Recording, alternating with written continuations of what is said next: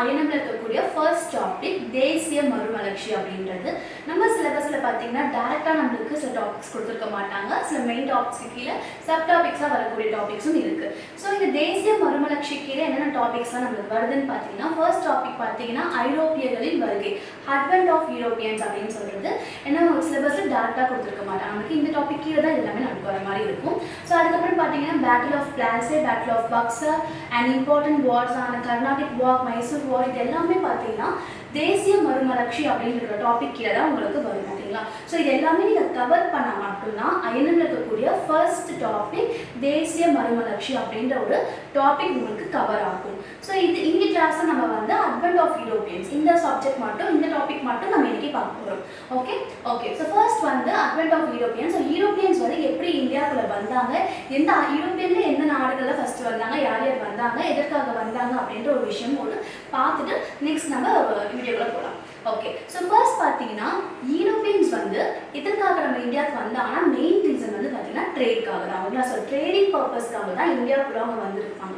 So அதுதான் விஷயம். So and வந்து பார்த்தீங்கன்னா இந்தியன் கூட்ஸ்க்கு ஆல் ஓவர் த வேர்ல்டே பார்த்தீங்கன்னா உங்களுக்கு ரொம்பவே டிமாண்ட் இருக்கும், ரொம்பவே எல்லாருமே வந்து ஒரு அடிக்டட்னு சொல்லலாம். ஸோ அந்த மாதிரி நம்மளுக்கு இந்தியன் கூட்ஸ் வந்து நிறைய லைக் ஸ்பைசஸாக இருக்கட்டும், சில்க், காட்டன், இந்த மாதிரி நிறைய கூட்ஸ் வந்து நிறைய இடத்துல டிமாண்டாக இருக்கும். ஸோ அதனால வந்து மெயினாக பார்த்தீங்கன்னா யூரோப்பியனுக்கு வந்து ஸ்பைசஸ் அதில் தான் உங்களுக்கு மெயின் ஃபார் பெப்பர். ஸோ ஏன்னா அவங்க ஒரு குளிர் பிரதேசத்தில் தான் வாழ்ந்துட்டு இருப்பாங்க.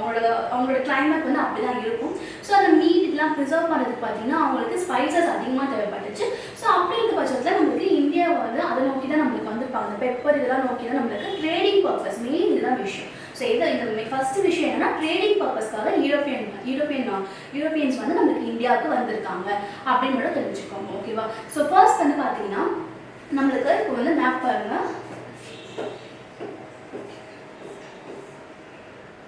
ஓகே ஓகே ஸோ இதுதான் உங்களுக்கு யூரோப்பா இருக்கும். ஸோ எல்லாருமே யூரோப்பில் பார்த்தீங்கன்னா உங்களுக்கு நிறைய கண்ட்ரிஸ் இருக்கும் இல்லையா? ஸோ யூரோப்ன்றது ஒரு காண்டினென்ட். ஸோ அதில் நிறைய கண்ட்ரிஸ் இப்போ நாம இருக்கிறது பார்த்தீங்கன்னா ஏஷியா அப்படின்ற ஒரு காண்டினென்ட். அதில் நம்ம இந்தியான்றது ஒரு கண்ட்ரி அப்படின்னு பார்ப்போம். அந்த மாதிரி யூரோப்பில் பார்த்தீங்கன்னா அது ஒரு காண்டினென்ட், அதில் நிறைய கண்ட்ரிஸ் இருக்கு இல்லையா? ஸோ அதெல்லாம் தான் உங்களுக்கு France, Portugal, England, Netherland and Denmark. So இதெல்லாமே வந்து யூரோப்பியன் கண்ட்ரிஸ் அப்படின்னு நம்ம சொல்லக்கூடியது. ஸோ இவங்க தான் இம்பார்ட்டண்ட்டாக நம்ம பார்க்குறோம். ஏன்னா இவங்க தான் நம்மளுக்கு இந்தியாவுக்கு வரவே புரிஞ்சிருப்பாங்க. ஓகேங்களா? ஸோ இந்த 5 பேரோட ஹிஸ்ட்ரி நம்ம பார்க்க போகிறோம். ஸோ ஃபர்ஸ்ட் வந்து பார்த்தீங்கன்னா யூரோப் வந்து இங்கே இருக்குது. ஸோ ஏஷியா பார்த்தீங்கன்னா இந்த நம்மளுக்கு இந்த சைடு இருக்குது. ஓகேங்களா? ஸோ இது எந்த சைடு இருக்குது அப்படின்னு பார்த்தீங்கன்னா கிழக்கு. ஓகேங்களா? ஸோ ஈஸ்ட் சைடில் இருக்குது அப்படின்றது. ஸோ ஒரு நாடுமே வந்து நம்மளுக்கு இந்தியாவுக்குள்ள வந்து அவங்க ஒரு கம்பெனி ஸ்டார்ட் பண்ணியிருப்பாங்க. ஓகேங்களா? ஸோ அந்த ஈஸ்ட் இந்தியா கம்பெனி அப்படின்னு நம்ம சொல்லுவோம் இல்லையா? ஈஸ்ட் இந்தியா கம்பெனி அந்த பேர் எப்படி வந்துச்சு அப்படின்றத நம்ம பார்க்குறோம்.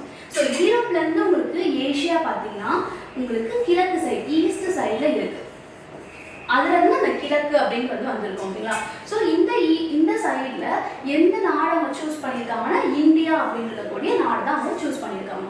ஸோ கிழக்கு இந்தியா அப்படின்ட்டு நம்ம பேர் வந்து அவங்க ஸ்டார்ட் பண்ணியிருக்காங்க. இதை வந்து காமனாக வச்சுக்கிட்டாங்க. எல்லா கம்பெனிக்குமே கிழக்கு இந்தியா கம்பெனி அப்படின்றது ஒரு விஷயத்த காமனாக வச்சுருக்காங்க. பிகாஸ் எல்லாருமே யூரோப்பியன் கண்ட்ரிஸ் தான் இல்லையா? ஸோ ஆனால் அங்கேருந்து பார்க்கும்போது இது கிழக்கு நோக்கி இருக்கிற கம்பெனி பார்த்தீங்கன்னா உங்களுக்கு ஏஷியா இருக்குது. ஸோ அது வந்து கிழக்கு சைடு. ஸோ கிழக்கு எந்த நாடுன்னு பார்க்கும்போது இந்தியா. ஸோ கிழக்கு இந்தியா கம்பெனி அப்படின்ட்டு வருது. ஸோ ஒரு நாடும் வரும்போது அவங்களோட பேரை வந்து முன்னாடி போட்டிருப்பாங்க. இதை வந்து காமனாக வச்சுட்டு அவங்களோட பேரை முன்னாடி போட்டிருப்பாங்க. ஃபார் எக்ஸாம்பிள் இப்போ பிரிட்டிஷ் வராங்கன்னா British East India company, Dutch வராங்கன்னா டச் ஈஸ்ட் இந்தியா கம்பெனி, அந்த மாதிரி ஒருத்தவங்க Netherland East India companies, Denmark East, எல்லாருமே வந்து ஒன்றும் நம்ம அவங்களோட கண்ட்ரியை போட்டுட்டு இதை காமனாக வச்சுக்கலாம். ஸோ இப்படி தான் வந்து உங்களுக்கு அந்த ஈஸ்ட் இந்தியா கம்பெனி அப்படின்ற ஒரு வேர்ட் வந்து அந்த ஃபார்மேஷன் வந்து இப்படி தான் நம்மளுக்கு ஆரம்பிச்சிருக்கலாம். ஸோ இது கிளியராக இருக்கும்னு நினைக்கிறேன். இப்போ இதுக்கு அப்புறமேட்டு ஃபஸ்ட்டு நம்ம இப்போ என்ன ஸ்டோரி எது பேஸ் வந்து நம்ம அப்படி பார்க்கலாம். இப்போ பார்த்தீங்கன்னா யூரோப் அண்ட் ஏஷியா அப்படின்னு இருக்கு இல்லையா? யூரோப் அண்ட் இந்தியா அப்படின்னு பார்ப்போம். இந்தியா ஸோ அதில் ஒரு ட்ரேடிங் கான்ஸ்டாண்டினோப்பிள் அப்படின்னு சொல்லி இதுதான் உங்களுக்கு வந்து ரேங்க் போயிட்டு, இதுதான் உங்களுக்கு வந்து ஒரு லேண்ட் ரூட் இருக்கும். ஓகேங்களா? இதுதான் வந்து உங்களுக்கு நிலவரி. ஓகேங்களா? Land root. ஸோ இந்த இடத்துல தான் பார்த்தீங்கன்னா உங்களுக்கு கான்ஸ்டாண்டினோப்பிள் அப்படின்ற ஒரு பிளேஸ் இருக்கும். ஓகேங்களா? ஸோ கான்ஸ்டாண்டினோப்பிள்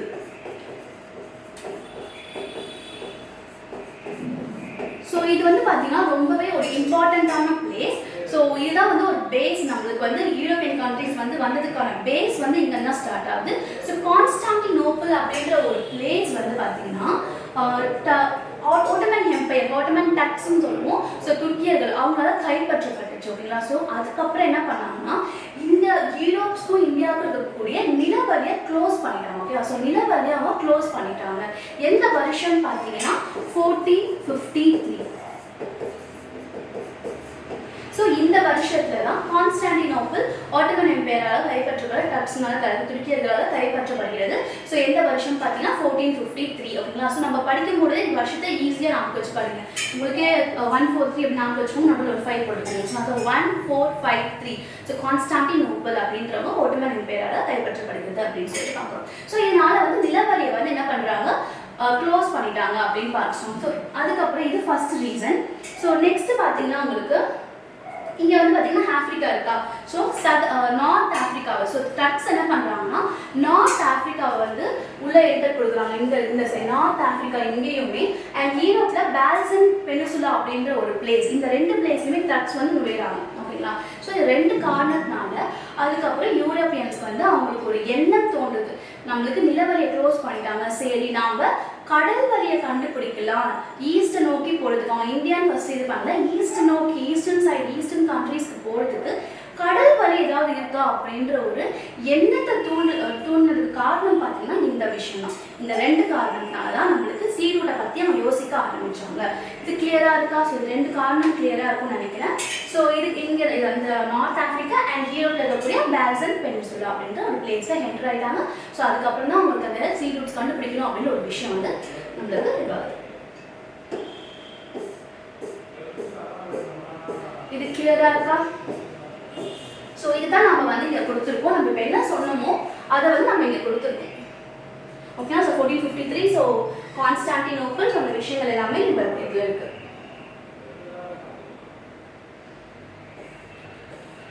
இப்போ நம்ம போர்ச்சுகலுக்கு வர போகிறோம். ஸோ போர்ச்சுகல்ஸில் வந்து ஃபஸ்ட்டு பார்த்தீங்கன்னா நம்ம யூரோப்பியன்ஸில் ஃபஸ்ட்டு கண்ட்ரி எது? Portugal countries. ஸோ அதில் பார்த்தீங்கன்னா பிரின்ஸ் ஹென்ரி அவங்க கிட்ட போய் கேட்டிருப்பாங்க, எங்களுக்கு சீ ரூட் வந்து கண்டுபிடிக்கிறதுக்கு கொஞ்சம் ஹெல்ப் பண்ணுங்க அப்படின்னு சொல்லிட்டு அவங்க கிட்ட கேட்கும்போது பிரின்ஸ் ஹென்ரி என்ன சொல்லியிருப்பார்? பிரின்ஸ் ஹென்ரி வந்து ஓகே கண்டுபிடிப்போம் அப்படின்னு சொல்லிட்டு மற்றவங்க கண்ட்ரி ஃபெரோமென்ஸை வந்து என்கரேஜ் பண்ணுறாங்க. ஓகேங்களா. ஸோ அட்வென்ச்சர்ஸ் திங்ஸ் நம்ம இது பண்ணணும், தெரியாத விஷயங்களை புது ரூட்ஸை எக்ஸ்ப்ளோர் பண்ணணும். ஓகேங்களா.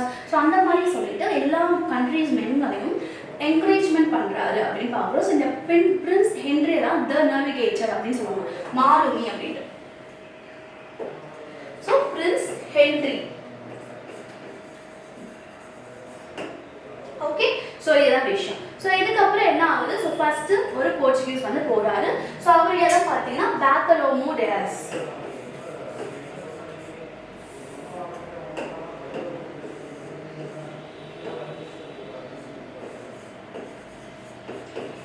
Bartholomew Dias. ஸோ இவர் தான் வந்து ஃபர்ஸ்ட் போர்ச்சுகல்ஸ் வந்து அவர் ஸ்டார்ட் பண்ணுறாரு. நம்ம வந்து ஒரு ரூட் கண்டுபிடிக்கலாம் அப்படின்னு சொல்லிட்டு அவர் ஸ்டார்ட் பண்ணுறாரு. ஸோ அவர் ஸ்டார்ட் பண்ணும்போது என்ன பண்ணுறாங்க? ஸோ அவர் வந்து அப்படியே போயிட்டே இருக்கும்பொழுது சதர்ன் டிப் ஆஃப் ஆஃப்ரிக்காவை ரீச் பண்ணுறாரு. சதர்ன் டிப் ஆஃப் ஆஃப்ரிக்காவை ரீச் பண்ணுறாரு. ஆனால் ரீச் பண்ணதுக்கு அப்புறம் அங்கே ஒரு ஸ்டார்ம்னால அவர் வந்து இறந்துடுறாரு அப்படின்னு பார்க்குறோம். ஓகேங்களா. ஸோ ஆனாலும் இப்போ இதுதான் அந்த southern tip of the Africa அப்படின்னா அதை ரீச் பண்ணிட்டாரு. அவர் வந்து ஸ்டார்ம்னால இறக்கப்படுறாருன்னு பார்த்துட்டோம். ஸோ இருந்தாலும் அந்த பிளேஸை வந்து கேப் ஆஃப் குட் ஹோப்னு சொல்கிறோம். ஏன் அப்படின்னு சொல்கிறோம் அப்படின்னு பார்த்தீங்கன்னா இவர் தான் ஃபர்ஸ்ட் ஸ்டார்ட் பண்ணுறாரு. ஸோ இதுக்கப்புறம் பின்னாடி வரவங்களுக்கு ஒரு நல்ல ஒரு ஹோப் கொடுத்துருக்கு எல்லாருக்குமே. அப்படின்னா ஸோ ஓகே இவ்வளோ தூரம் போயிட்டாரு, அந்த ரூட் அப்படியே ஃபாலோ பண்ணி நாமளும் அடுத்தடுத்து நம்ம வந்து ரூட் நம்மளுக்கு இந்தியா கண்டுபிடிக்கிறதுக்கு இல்லை சதன் ஈஸ்டர்ன் சைடில் என்ன கண்ட்ரிஸ் கண்டுபிடிக்கிறது நம்ம வந்து போக முடியுன்ற ஒரு நம்பிக்கை வந்து கொண்டு வந்துச்சு அப்படின்னு சொன்னால் அதனால தான் அந்த பிளேஸை கேப் ஆஃப் குட் ஹோப் அப்படின்னு வந்து சொல்கிறோம். ஓகேங்களா. ஸோ அவர் என்ன வருஷம் வந்து போயிருப்பாருன்னு பார்த்தீங்கன்னா 1487.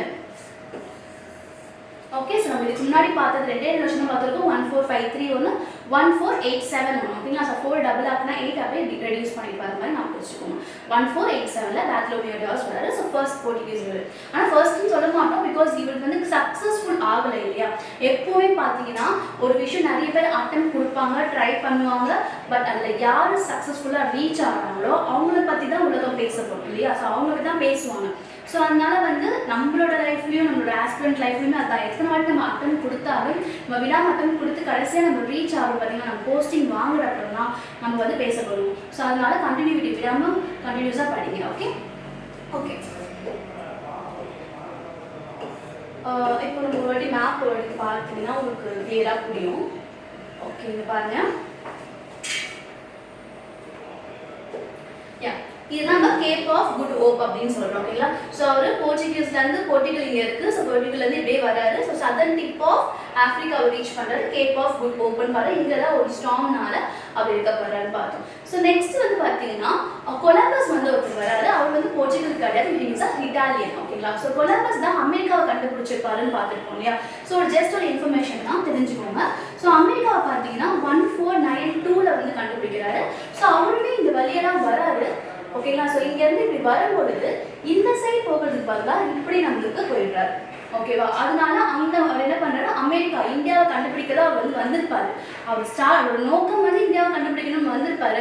ஆனால் திசை மாறி போனதுனால அவர் வந்து என்ன பண்ணுறாரு, அமெரிக்காவை வந்து கண்டுபிடிக்கிறாருன்னு பார்க்குறோம். ஸோ அங்கே இருக்கிற மக்கள்கள்லாம் சிவப்பாக இருந்ததுனால அங்கே வந்து ரெட் இந்தியன்ஸ்னு அவங்க பேர் கொடுத்துட்றாரு ஓகே. சிவப்பு இந்தியர்கள் அப்படின்னு சொல்லிட்டு அவங்களுக்கு பேர் கொடுத்துட்றாரு. ஸோ இந்த விஷயம் தெரிஞ்சுக்கோங்க. ஸோ அமெரிக்காவை கண்டுபிடிச்சி ஒரு 6 வருஷம் கழிச்சு இந்தியாவை கண்டுபிடிக்கிறாங்க அப்படின்னு ஞாபகம் வச்சுக்கோங்க ஓகேங்க. ஸோ அடுத்த வரக்கூட தான் very very very important Vasco ட காமா. ஸோ அதுதான் நம்மளுக்கு இப்போ மேப்ல பார்க்கும்போது கிளியரா உங்களுக்கு புரியும். ஓகே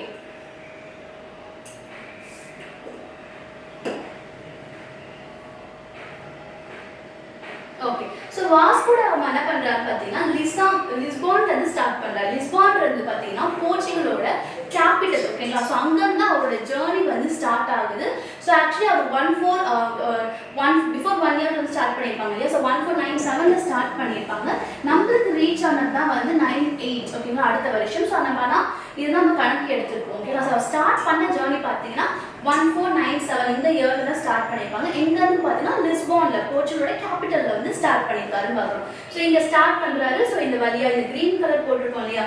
ஸோ இதுதான் வந்து அவர் வந்த ரூட் ஓகேங்களா. ஸோ இந்த வழியா வராது, கேப் ஆஃப் குட் ஹோப்பையும் ரீச் ஆகிறாரு. இங்கேருந்து ஸ்டாம்ல தப்பிச்சுட்டு என்ன பண்ணுறாரு, அதே ரூட்லேயே போகிறாங்க. மொசாம்பி இந்த ரூட் வழியாக போய் தான் நம்மளுக்கு இந்தியாவுக்கு அவர் ரீச் ஆகுறாரு. ஸோ இந்தியாவில் அவர் எங்கே ரீச் ஆகுறாரு அப்படின்னு நமக்கு தெரியல. ஸோ இந்தியாவுக்கு வந்துட்டு எந்த இடத்துல எங்கே இறங்கினாங்க அப்படின்னு பார்க்கணும். ஸோ அதுதான் வந்து கேலிக்கட் கோழிக்கோடு அப்படின்னு சொல்லுவோம் இல்லையா. ஸோ கேலிக்கட்டில் தான் அவர் வந்து இறங்குறாரு அப்படின்னு பார்க்குறோம். ஸோ அங்கே தான் அந்த பிளேஸ்க்கு தான் அவர் ஃபர்ஸ்ட் போகிறாரு அப்படின்ட்டு. ஆனால் அவர் வரும்பொழுது என்னெல்லாம் கொண்டு வந்தார், யார் கூட வந்தார் அப்படின்னு ஒரு விஷயம் தெரிஞ்சுக்கணும் இல்லையா. ஸோ அது என்னன்னு பார்த்தீங்கன்னா ஒரு 170 men 170 ஆட்களுடன் ஓகேவா. அதுக்கப்புறம் பார்த்தீங்கன்னா 3 கப்பல்களுடன் 3 ships. ஸோ இதோட தான் நான் வந்து என்ன பண்ணுறாரு, அந்த ஜேர்னியை வந்து ஸ்டார்ட் பண்ணுறாரு. ஸோ இங்கே வந்து ரீச் ஆகிறாரு. ஸோ அந்த டைமில் கேலிக்கட்டில் யார் வந்து ரூல் பண்ணிட்டு இருந்தார் பார்த்தீங்கன்னா ஜமோரியன், கிங் ஜமோரியன் அவர்கள் ரூல் பண்ணிட்டு இருப்பார். ஸோ ஃபர்ஸ்ட் டைம் நம்ம ஒரு விஷயம் வராங்க அப்படின்னா ஒரு வார்ம் வெல்கம் பண்ணுவோம் இல்லையா. ஸோ அந்த மாதிரி தான். ஸோ இவர் வரும்பொழுது அந்த இடத்துல வந்து அவர் வர வைத்தது யாருன்னு பார்த்தீங்கன்னா கிங் ஜமோரியன் அவர்கள் ஓகேவா. ஸோ கிளியராக புரிஞ்சுதான். ஸோ அவர் எந்த வருஷம் வந்தார், எந்த பிளேஸ்க்கு போனார், என்னெல்லாம் கொண்டு வந்தார் அப்படின்னு பார்த்துட்டோம். ஸோ வந்து என்ன பண்ணாரு, உடனே ஒரு கிளம்பியிருப்பார், ரிட்டர்ன் போவார். ஸோ ரிட்டர்ன் போகும்பொழுது அவர் கூட வந்த 170 மென்ஸ்ல பார்த்தீங்கன்னா 55 சர்வைவிங் பீப்புள்ஸ் தான் ரிட்டர்ன் போயிருப்பாங்க. ஸோ அது நிறைய ஹெல்த் இஷ்யூஸ்னாலையோ இல்லை வேற பல காரணங்கள்னால ட்ராவலிங்கில் நிறைய பேர் இறந்துருப்பாங்க. ஸோ 55 மென்ஸ் தான் வந்து உங்களுக்கு போயிருப்பாங்க அப்படின்னு பார்க்குறோம். அண்ட் அவுட் ஆஃப் 3 ஷிப்ஸில் 2 ஷிப்ஸ் ஃபுல்லாகவே வந்து இந்தியன் கூட்ஸ் வந்து எடுத்துகிட்டு போயிருக்காரு. ஸோ விச் மீன்ஸ் பார்த்தீங்கன்னா அவங்களுக்கு ஒரு 68% ப்ராஃபிட் வந்து உங்களுக்கு இருக்கிற அந்த லெவல் வந்து அவங்களுக்கு ப்ராஃபிட் கிடச்சிருக்கு. ஸோ அது யார் வீடு வாக்குங்களா, ஸோ இது ஒரு நல்ல விஷயம் தான் அவங்க சைட் பார்க்கும்போது. ஸோ அவ்வளோ ப்ராஃபிட் வந்து அவங்களுக்கு கிடச்சிருக்கு அப்படின்னு பார்க்குறோம். ஸோ அப்போ வந்து யார் வந்து ஃபர்ஸ்ட் சீ ரூட் கண்டுபிடிச்சாங்க அப்படின்னு கேட்டாங்களோ இல்லை யார் அப்படின்னு பார்த்தீங்கன்னா போர்ச்சுகீஸ் தான். அதில் மெயின் நேம் ஸ்பெசிஃபையாக கேட்டாங்கன்னா வாஸ்கோ ட காமா வரை நம்ம சொல்லணும். புரியுதா இது? ஸோ எந்த வருஷம் என்னென்ன கூட வந்தாங்க, எந்த இடத்துல இறங்குனாங்க, யார் வந்து வெல்கம் பண்ணாங்க, இதுதான் உங்களுக்கு கொஸ்டின் ஏரியாவாக இருக்கும் ஓகேவா.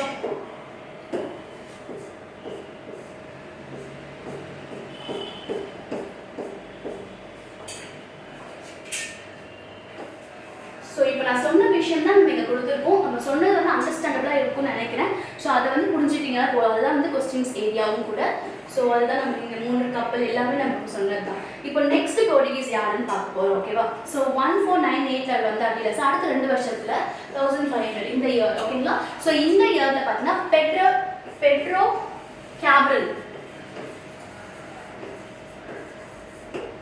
கேப்ரல் அப்படின்ற ஒரு போர்ச்சுகீஸ் வந்து வராரு. ஸோ அவர் வந்து இந்தியாவுக்கு வந்து சேர்றாரு. ஸோ அவர் என்னென்ன கொண்டு வந்தாரு, அவர் வந்து 3 ஷிப் தானே வந்தாரு, 3 ஷிப்போட வந்தாரு, இதே ஷிப்ஸோட. ஸோ இவர் பார்த்தீங்கன்னா 13.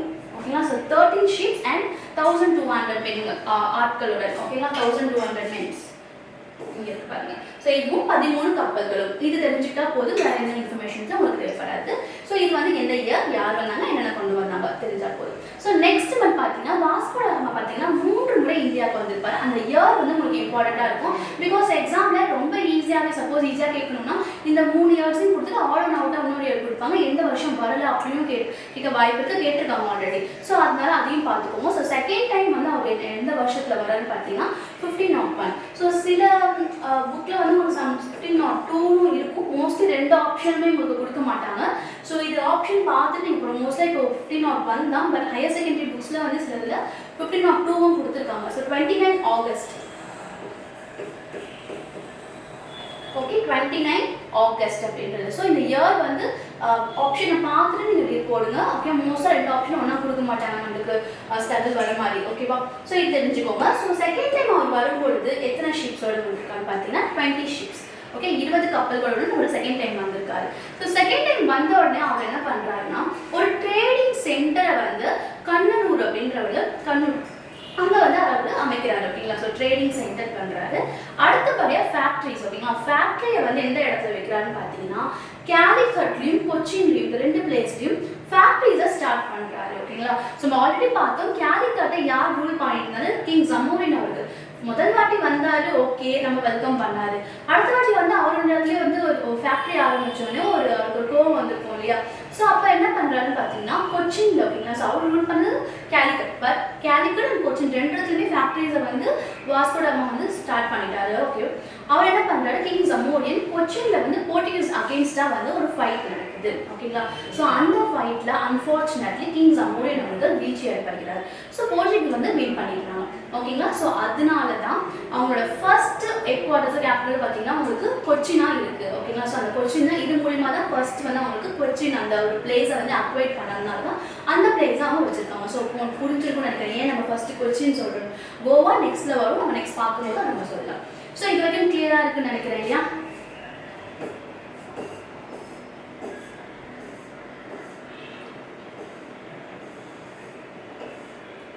Okay, so next third time. ஓகேவா? Third time. ஸோ இது வரைக்கும் நம்ம பார்த்துருக்கோம். ஒரே தலைநகரத்தை கொச்சின் அப்படின்னு சொல்லிட்டு வச்சாச்சு. ஓகேவா? So next third time Vasco ட காமா எப்போ வராருன்னு பார்த்தீங்கன்னா 1524. ஓகேவா? ஸோ இதான் இவரோட லாஸ்ட்டாகவும் இருக்கும். பிகாஸ் இந்த இயர்ல டிசம்பர்ல அவருக்கு ஒரு உடல்நிலை காரணத்தினால அவர் வந்து இறந்துருப்பாரு அப்படின்னு பார்க்குறோம். ஓகேங்களா? ஸோ 1524 இதுவும் ஞாபகம் வச்சுருக்கணும். கிளியரா? ஸோ எத்தனை முறை இந்தியாவுக்கு வந்திருக்காருன்னா 3 முறை. இந்த 3 முறை வந்து இயர் வந்து ரொம்ப இம்பார்ட்டண்ட்டாக பார்க்கணும். ஓகேவா? ஸோ ஓகே, ஸோ இந்த 3 பேர் தான் நம்ம இப்போ 3 போர்ச்சுகீஸ் வந்து ஃபர்ஸ்ட் பார்ட்டலோமிடியாஸ் பார்த்தோம், அதுக்கப்புறம் உங்களுக்கு பெட்ரோ கேப்ரல் பார்த்தோம், அப்புறம் வாஸ்கோ ட காமா. ஸோ இந்த விஷயங்கள்லாம் நம்ம பார்த்துருக்கோம். இது ஞாபகம் வச்சுக்கோங்க. ஸோ அடுத்தபடியாக பார்த்தீங்கன்னா கவர்னர்ஸ் பற்றி பார்க்க போகிறோம். ஸோ இப்போ வந்து கவர்னர்ஸ் பற்றி கொஞ்சம் இம்பார்ட்டண்ட்டாக யாரெல்லாம் இருக்காங்க, அவங்க என்ன பாலிசிஸ் கொண்டு வந்தாங்கன்னு படி பார்த்துக்கலாம். Francisco de Almeida. ஓகேங்களா? Francisco de Almeida. So இவர் தான் பார்த்தீங்கன்னா first governor appointed by the Portuguese. First governor appointed by the Portuguese, Francisco de Almeida.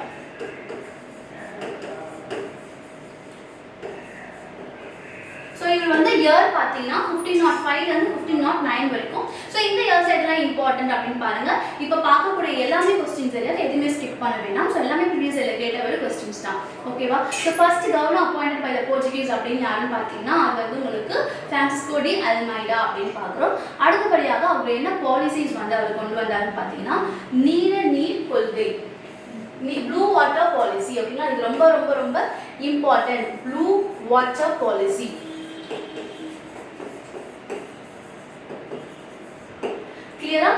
Blue water policy அப்படின்னா என்ன அப்படின்னு கேட்டிங்கன்னா, ஸோ உங்களுக்கு மோனோபொலி அரேப்ஸோட மோனோபொலியை வந்து ட்ரேடை வந்து உங்களுக்கு ஸ்டாப் பண்ணணும். ஓகேங்களா, ஒரு நாவலில் பார்த்தீங்கன்னா அதை வந்து ஸ்டாப் பண்ணணும் அப்படின்னு சொல்லிட்டு தான் ஒரு மெயின் அல்டிமேட் கோலாக வந்து வச்சிருப்பார். ஸோ இந்த இந்தியன் ஓஷனில் இவங்களுக்குன்னு ஒரு தனி சாம்ராஜ்யம், இவங்களுக்குன்னு ஒரு கோட்டைகளை அமைக்கணும் அப்படின்னு சொல்லிட்டு தான் அவர் வந்து ஸ்டார்ட் பண்ணியிருப்பார். ஸோ அந்த வழியாக வந்து அவங்க வந்து ட்ரேட் பண்ணுறதுக்கு ஈஸியாக இருக்கும். அவங்க அந்த போர்ச்சுகீஸ் மட்டும் அந்த வழியாக வந்து ட்ரேட் பண்ணணும் அப்படின்னு சொல்லி ஒரு விஷயத்தை வந்து அவர் மைண்டில் வச்சு தான் வந்து அதை ஸ்டார்ட் பண்ணியிருப்பாங்க. ஸோ அதை வந்து மாஸ்டர் ஆஃப் இந்தியன் ஓஷன் அப்படின்னு சொல்லுவாங்க. ஓகேவா?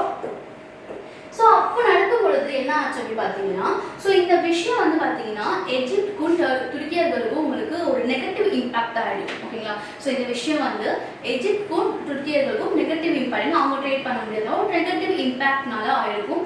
ஸோ அந்த டைமில் அந்த 2 நாடுகளுக்கும் இந்தியாவிலேருந்து யார் சப்போர்ட் பண்ணாங்கன்னு பார்த்தீங்கன்னா sultan of Gujarat and Bijapur. ஓகேங்களா, ஸோ அவங்க 2 பேருமே வந்து சப்போர்ட் பண்ணியிருப்பாங்க. ஸோ இவங்க எல்லாருமே சேர்ந்து ஒரு அலையன்ஸாக ஃபார்ம் ஆகிருப்பாங்க. ஓகேங்களா, ஸோ எஜிப்து, துருக்கியர்கள் மற்றும் இந்தியாவில் இவங்க 2 பேர். ஸோ இவங்க எல்லாமே சேர்ந்து ஒரு அலையன்ஸ் ஃபார்ம் ஆகிட்டு என்ன பண்ணுவாங்கன்னா ஒரு போரிடுவாங்க. ஓகேங்களா, ஸோ யாருக்கு எதிராக? போர்ச்சுகீஸ் எதிராக வந்து ஒரு நாவல் பேட்டில். ஓகேங்களா, ஸோ கடலில் வந்து ஒரு போர் நடக்குது, நாவல் பேட்டில். அது எந்த பிளேஸில் நடக்குது பார்த்தீங்கன்னா சவுல் அப்படின்ற ஒரு பிளேஸில் வந்து உங்களுக்கு நடக்குது.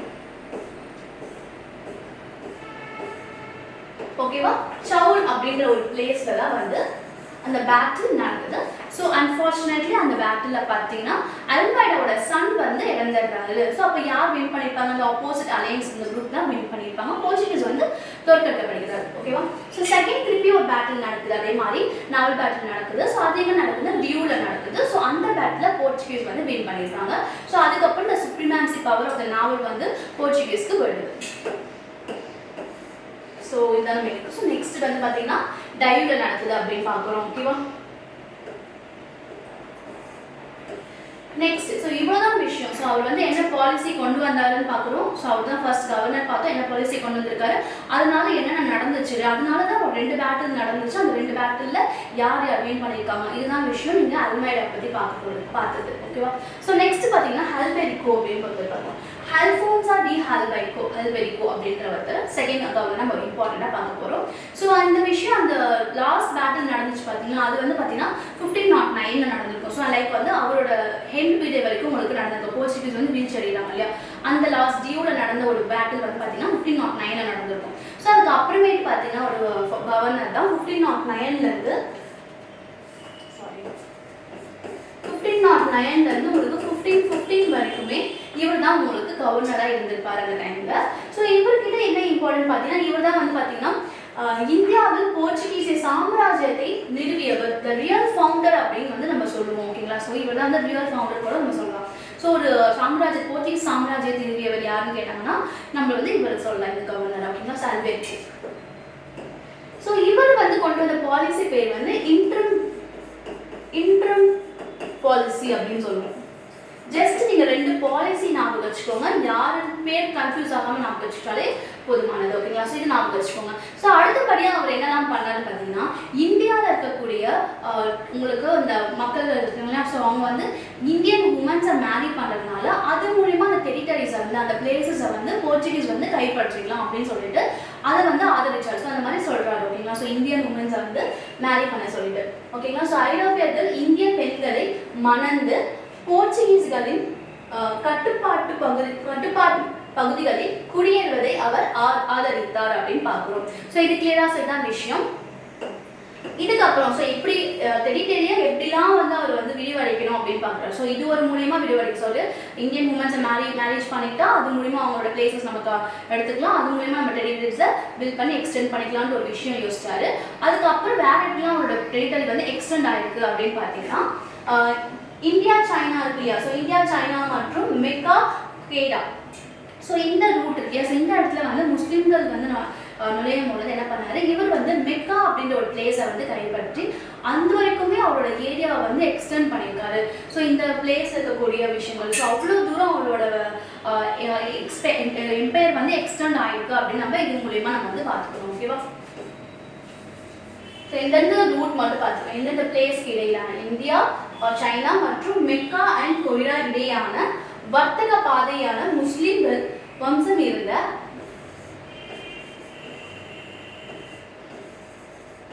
மலாக்கா ஓகேவா, மலேசியா இருக்கக்கூடிய சாரி. நெக்ஸ்ட் பார்த்தீங்கன்னா அரப்ஸ். ஓகேங்களா, ஸோ அரப்ஸை வந்து அவர் என்ன பண்ணாரு, அங்கே வந்து போயிட்டு ஏடன் அப்படின்னு ஒரு பிளேஸை வந்து கைப்பற்றாரு. ஸோ அரப்ஸ் கிட்ட கான்குவஸ்ட் பண்ணி ஏடன் அப்படின்ற பிளேஸில் வந்து கைப்பற்றாருன்னு பார்க்குறோம். அதுக்கப்புறம் 1515 ஹாம்ரூஸ் அப்படின்ற ஒரு பிளேஸ். 1515 பார்த்தீங்கன்னா ஹாம்ரூஸ் இந்த பிளேஸை வந்து அவர் கைப்பற்றிட்டாரு அப்படின்னு பார்க்குறோம். ஸோ இந்த மாதிரியான இம்பார்ட்டண்ட்டான விஷயங்கள் நீங்கள் பார்த்துட்டாலே போதும். ஸோ இதுதான் நம்ம பார்த்தோம். கிளியராக இருக்கா? ஸோ அல்பெரிக்கோட இம்பார்ட்டன்ஸ் திங்ஸ் நீங்கள் இதை பார்த்துட்டாலே போதும். அண்ட் வெரி இம்பார்ட்டன்ட், இது வந்து ஒரு பாக்ஸ் கண்டென்ட். ஸோ இது வந்து அபாலிஷன் ஆஃப் சத்தி பண்ணுறதுக்கு ப்ராக்டிஸ், அதை வந்து அபாலிஷன் பண்ணுறது எதிர்த்தாரு. ஓகேங்களா, ஸோ அது வந்து ஒரு பாக்ஸ் கண்டென்ட்டாகவே இருக்குது ஸ்கூல் புக்கில். அப்போ அவரோட டைமில் வந்து சத்தி வந்து ப்ராக்டிஸ் பண்ணியிருந்தாங்களான்னு கேட்டாங்கன்னா ஆமாம், எஸ். பிகாஸ் இருந்தால் தானே நம்ம அதை வந்து எதிர்க்க ஆப்போசிட்டாக நம்ம வந்து அகெயின்ஸ்டாக இருக்க முடியும். ஸோ அதனால் இவர் வந்து எதிர்த்தாரு அப்படின்னு நான் வச்சுக்கோங்க. So abolition of சக்திக்காக.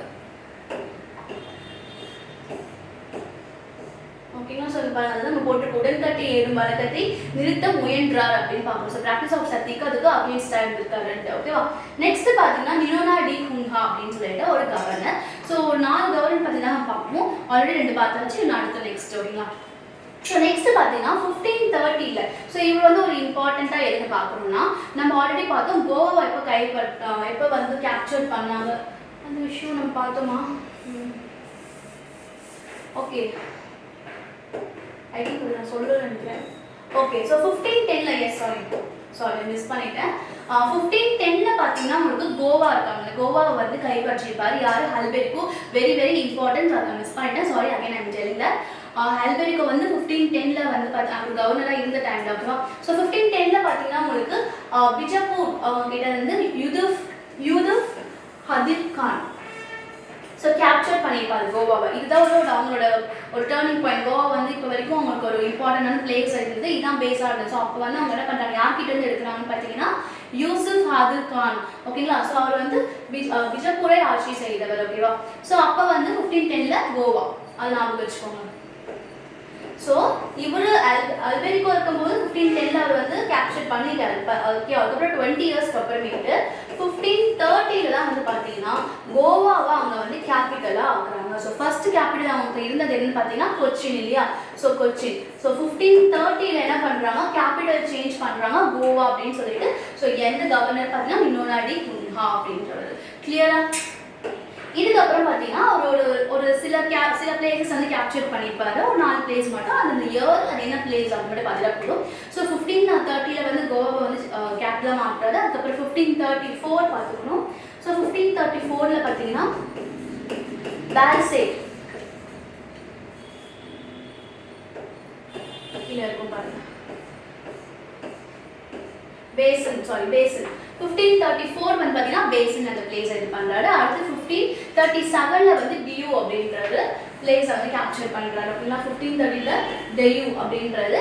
அதுக்கப்புறம் பின்னாடி டாமன் அப்படின்ற பிளேஸையுமே வந்து கேப்சர் பண்ணியிருப்பாங்க. ஸோ அதுக்கப்புறம் 1548 பார்த்தீங்கன்னா உங்களுக்கு சால்சேட் அப்படின்ற பிளேஸையுமே கேப்சர் பண்ணியிருப்பாரு. ஓகேங்களா, ஸோ இந்த 4 இயர் மட்டும் ஞாபகம் வச்சுக்கோங்க, எந்தெந்த பிளேஸ் எந்தெந்த இயர் அப்படின்னு சொல்லிட்டு. ஸோ சால்சேட் அப்படின்ற ஒரு பிளேஸை கேப்சர் பண்ணியிருப்பாங்க. ஸோ அதுக்கப்புறம் பார்த்தீங்கன்னா உங்களுக்கு நெக்ஸ்ட் கவர்னராக பார்த்தீங்கன்னா நொரோன்ஹா அப்படின்ற ஒருத்தர் பார்த்தீங்கன்னா 1571. ஓகேங்களா, சொல்ற விஷயம். ஸோ இந்த காலகட்டத்தில் பார்த்தீங்கன்னா முகல்ஸ் வந்து பார்த்தீங்கன்னா இவர் கவர்னராக இருந்த டைமில் முகல்ஸ், அதுதான் வந்து ஃபர்ஸ்ட் கான்டாக்ட் வந்து முகல்ஸ் கூட வந்து போர்ச்சுகீஸ் வந்து ஆரம்பிக்கிறது. ஓகேங்களா, ஃபர்ஸ்ட் கான்டாக்ட். ஸோ அந்த டைமில் அக்பர் வந்து கேம்பேக்கு வந்திருக்காரு. குஜராத்தில் இருக்கக்கூடிய கேம்பே அப்படின்ற ஒரு பிளேஸ்க்கு வந்து அவர் வந்து வருகை புரிஞ்சிருக்காருன்னு தெரியும். ஸோ அதுதான் வந்து அவங்களோட ஃபர்ஸ்ட் கான்டாக்ட். ஸோ இதுவும் வந்து ஒரு பாக்ஸ் கண்டக்டாக கொடுத்துருக்காங்க. ஸோ அதனால ஞாபகம் வச்சுக்கோங்க.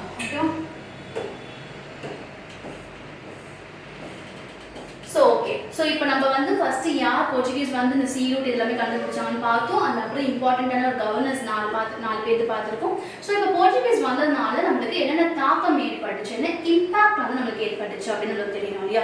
ஸோ அது பார்த்தீங்கன்னா ரொம்ப இம்பார்ட்டண்ட்டாக இருக்கிறது எக்ஸாம் பாயிண்ட் ஆஃப் வியூல நம்ம பார்க்குறோம். So first very important cultivations of tobacco.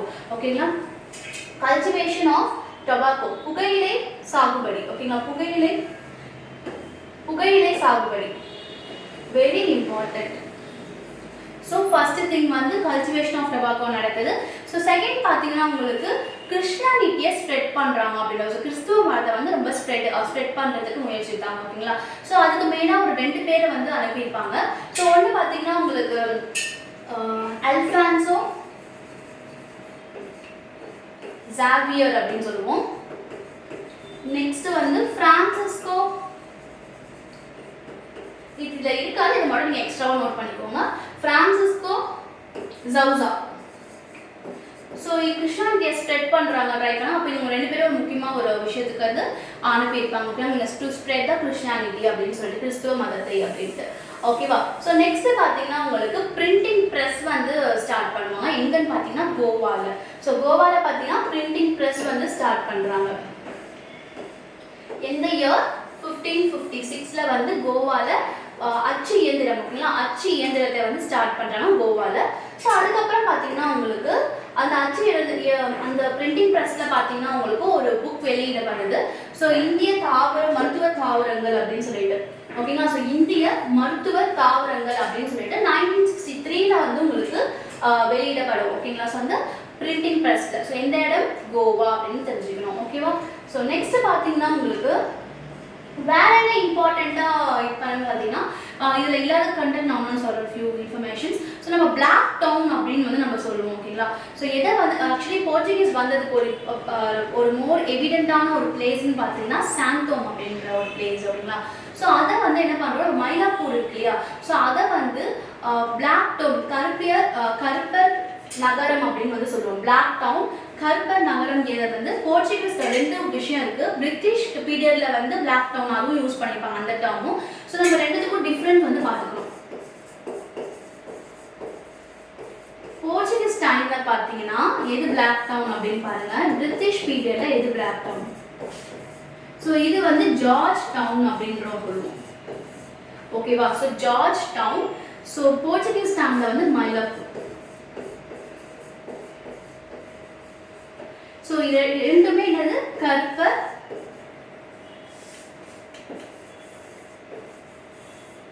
நகரம் அப்படின்ட்டு.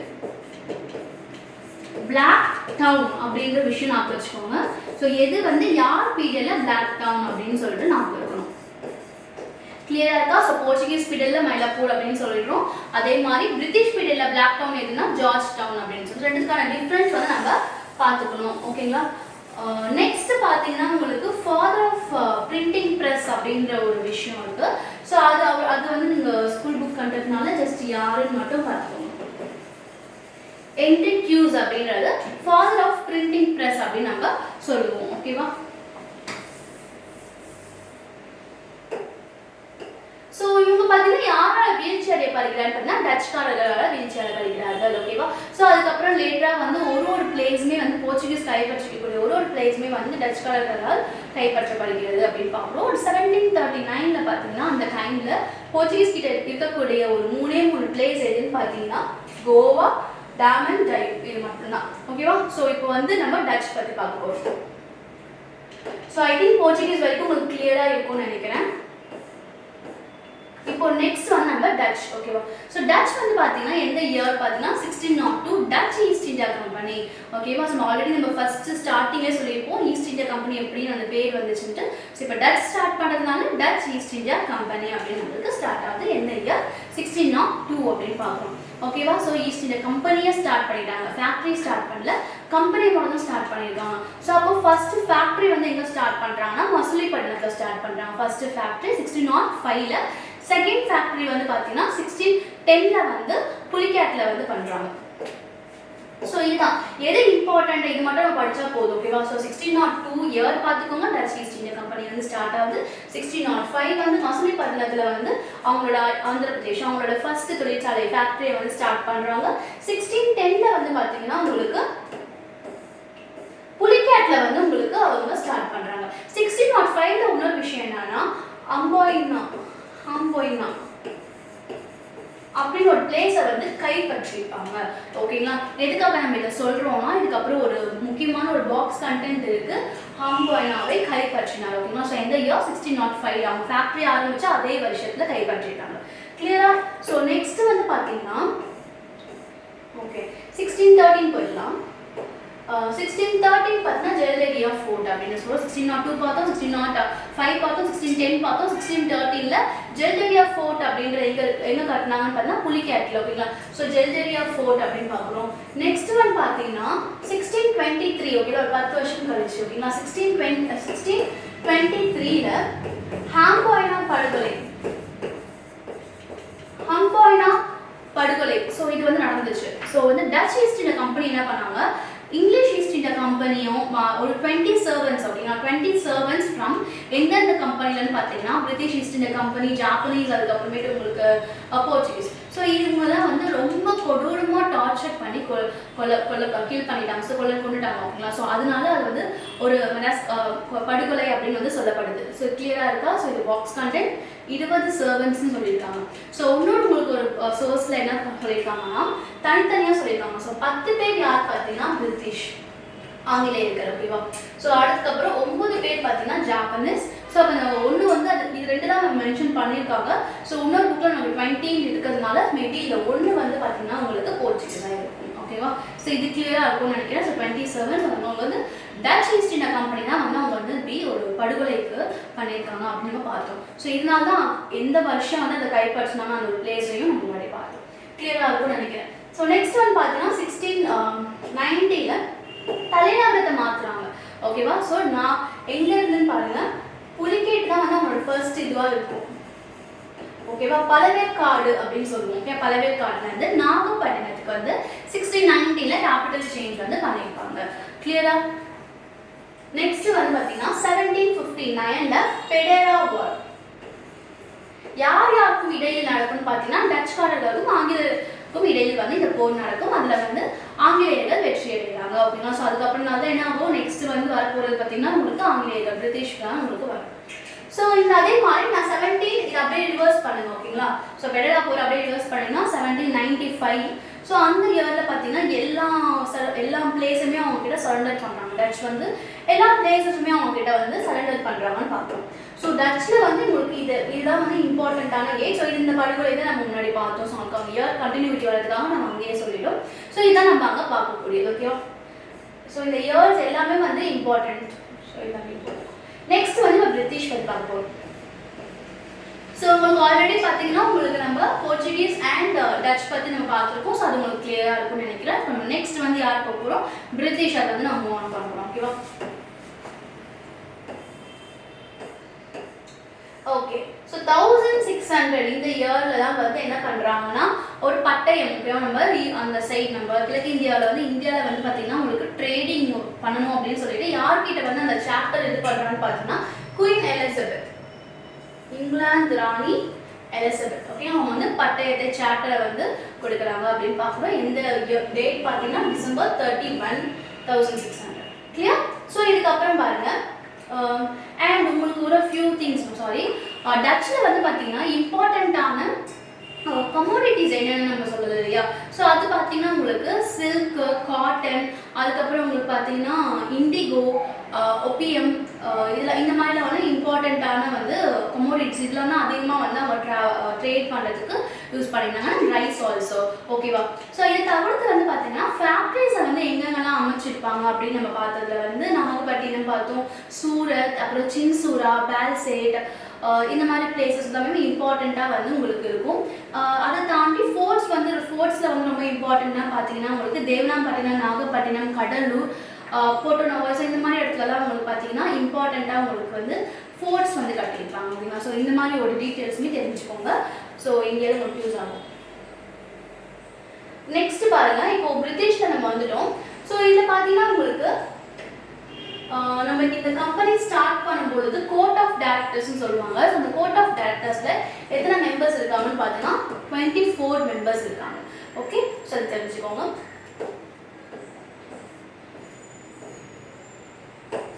ஓகே, நெக்ஸ்ட் பாருங்க 1608. ஓகேவா?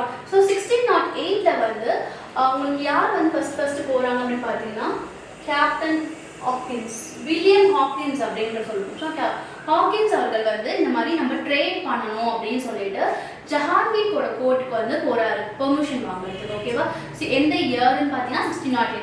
பட் அவர் வந்து ரிஜெக்ட் பண்றாரு. ஏன் ரிஜெக்ட் பண்றாரு பார்த்தீங்கன்னா அந்த டைம்ல போர்ச்சுகீஸோட ஆதிக்கம் வந்து அதிகமா இருந்தது. ஸோ எங்க நம்ம இவங்களுக்கு சப்போர்ட் பண்ணா நம்ம மேல வந்து அவங்களோட கடன் நம்ம மேல படும், ஸோ நம்ம கிட்ட போரிடுவாங்கன்னு சொல்லிட்டு அவர் வந்து சப்போர்ட் பண்ணவில்லை. ஸோ ரிஜெக்ட் பண்ணப்பட்டுச்சு அது. ஓகேவா? ஸோ அதுதான் வந்து ஃபர்ஸ்ட் 1608 வந்து வில்லியம் ஹாக்கின்ஸ் அவர்கள். கிளியர்? அடுத்த வருஷம் ஸோ அப்போ அடுத்த வருஷம் என்ன நடக்குதுன்னு பார்த்தீங்கன்னா 1612 வந்து ஒரு நாவல் பேட்டில் நடக்குது. எங்க நடக்குதுன்னு பார்த்தீங்கன்னா சூரத்ல நடக்குது.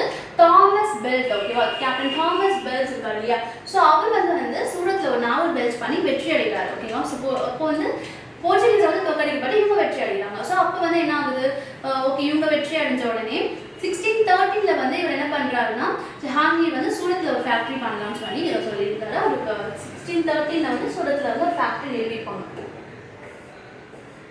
ஓகேவா? ஸோ ஆல்ரெடி 1608 வந்து போர்ச்சுகீஸோட ஆதிக்கம் அதிகமானது. 1612 வந்து ஒரு சூரத்ல வந்து ஆங்கிலேயர்கள் வெற்றி பெற்றிருப்பாங்க தாமஸ் பெல்ட். ஸோ 1613 சூரத்லேயே வந்து உங்களுக்கு ஃபேக்டரி அமைக்க வந்து ஜஹாங்கீர் சொல்லியிருப்பாரு. ஸோ அதுக்கப்புறம் 1614 ஒருத்தர் என்ன பண்றாரு, திருப்பி வந்து இவங்க வந்து வெற்றி அடைகிறாங்க. அவங்க வந்து தோற்கடிக்கப்பட்டு இவங்க வெற்றி அடைகிறாங்க. ஸோ அது யாருன்னு பார்த்தீங்கன்னா நிக்கோலஸ் டவுட்சன், சாரி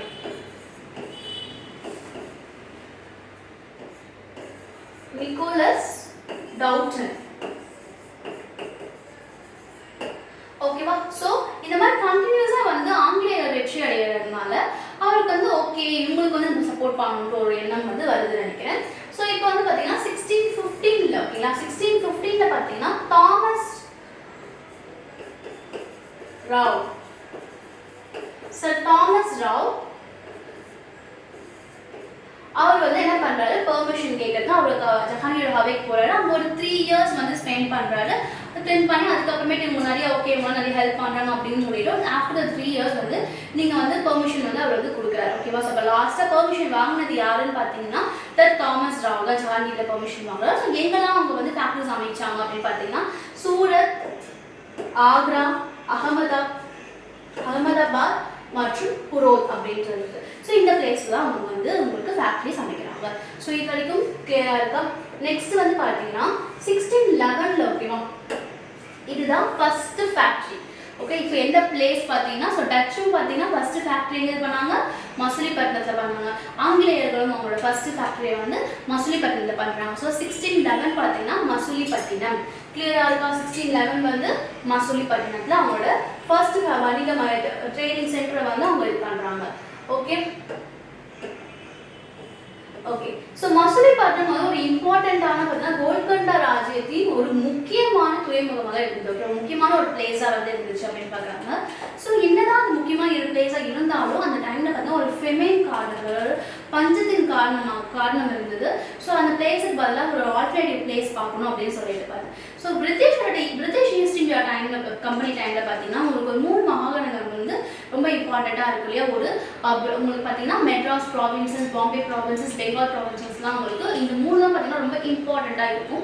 ஸோ இந்த பிளேசஸ்லாம் எப்படி உருவாச்சு, அதில் வந்து என்ன நடந்துச்சு அப்படின்னு பார்க்க போகிறோம். ஸோ ஃபஸ்ட்டு இந்த ஆல்டர்னேட்டிவ் பிளேசஸ்லாம் சர்ச் பண்ணும்போது என்ன ஆச்சு, ஃபஸ்ட்டு அவங்க செலக்ட் பண்ணது பார்த்தீங்கன்னா மெட்ராஸ் அப்படின்ற பிளேஸ் தான். ஸோ இந்த மெட்ராஸ் வந்து பார்த்தீங்கன்னா சென்னப்ப நாயக்கர் அப்படிங்கிறவங்க கிட்ட இருந்து பார்த்தீங்கன்னா உங்களுக்கு லீஸுக்காக எடுத்துப்பாங்க. சென்னப்ப நாயக்கர் யாருன்னு பார்த்தீங்கன்னா சந்திரகிரியோட ஒரு ரூரல். ஓகேங்களா? ஸோ அவர் சந்திரகிரி ஆட்சி செய்த அவர் தான் வந்து சென்னப்ப நாயக்கர் அப்படின்னு நம்ம சொல்றோம். ஸோ இவங்க கிட்ட தான் வந்து அவங்க லீஸ்க்கு வந்து ஃபர்ஸ்ட் எடுக்கிறாங்க. இது புரியா? ஸோ எந்த இயர்ன்றது ரொம்ப இம்பார்ட்டன்ட். 1639 அது வந்து ரொம்ப இம்பார்ட்டன்ட். இயர் வந்து ரொம்பவே இம்பார்ட்டன்ட். 1639. ஸோ அந்த பிளேஸ்ல என்ன பண்றாங்க, ஒரு ஃபோர்ட் கட்டுறாங்க. So saint George fort.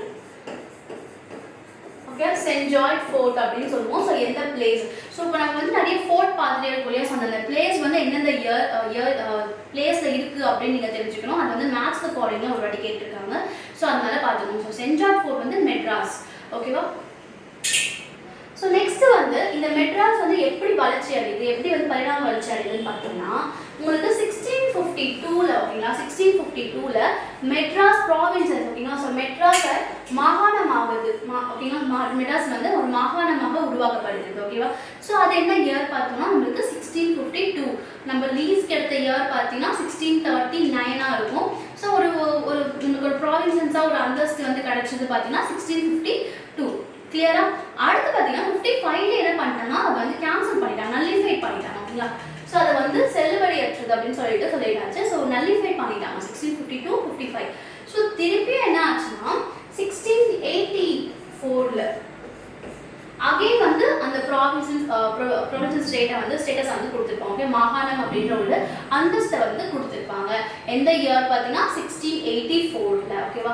So அடுத்த 4 வருஷத்துக்கு அப்புறம் 1688ல வந்து பார்த்தீங்கன்னா மெட்ராஸ் வந்து முனிசிபல் கவர்மெண்ட் ஓகேங்களா. ஸோ ஒரு மேயருடன் ஓகே, மேயருடன் ஒரு நகராட்சி அரசாங்கமாக மாறுகிறது ஓகேங்களா. நகராட்சி அரசாங்கம் முனிசிபல் கவர்மெண்ட் வித் மேயர்ஸ் அப்படின்னு பார்க்குறோம். ஸோ இந்த இயர்ஸ் எல்லாமே இம்பார்ட்டன்ட். 1652, 55 நல்லிஃபை ஆகுது. அகெயின் 84 உங்களுக்கு திருப்பியும் வந்து ஸ்டேட்டஸ் கொடுக்குறாங்க. அண்ட் அகெயின் 88ல வந்து உங்களுக்கு நகராட்சி அரசாங்கம் வந்து அந்த அந்தஸ்து வந்து மே அப்படின்னு வந்து கொடுக்குறாங்க.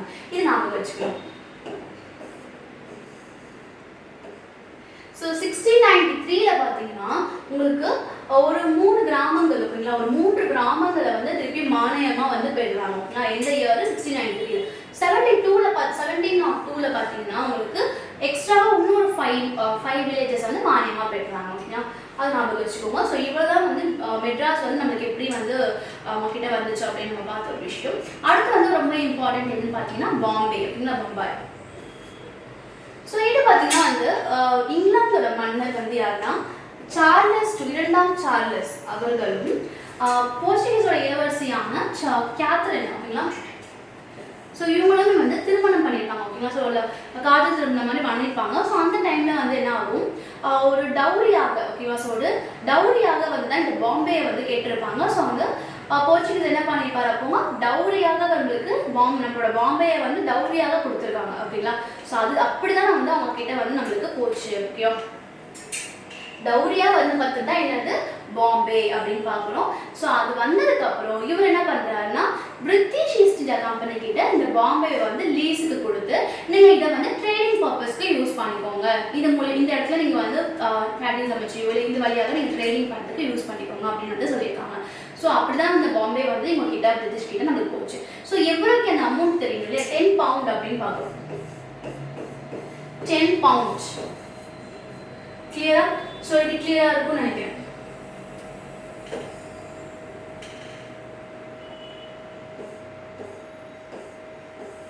நெக்ஸ்ட் பாத்தீங்கன்னா பெங்கால் ஓகேவா.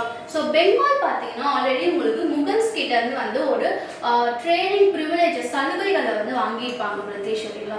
ஸோ என்னென்ன யார்கிட்ட இருந்து வாங்கியிருக்காங்க, எந்த வருஷம் அப்படின்னு பார்த்துக்கோங்க. ஸோ ஷாஜகானோட 2வது மகன் ஓகேங்களா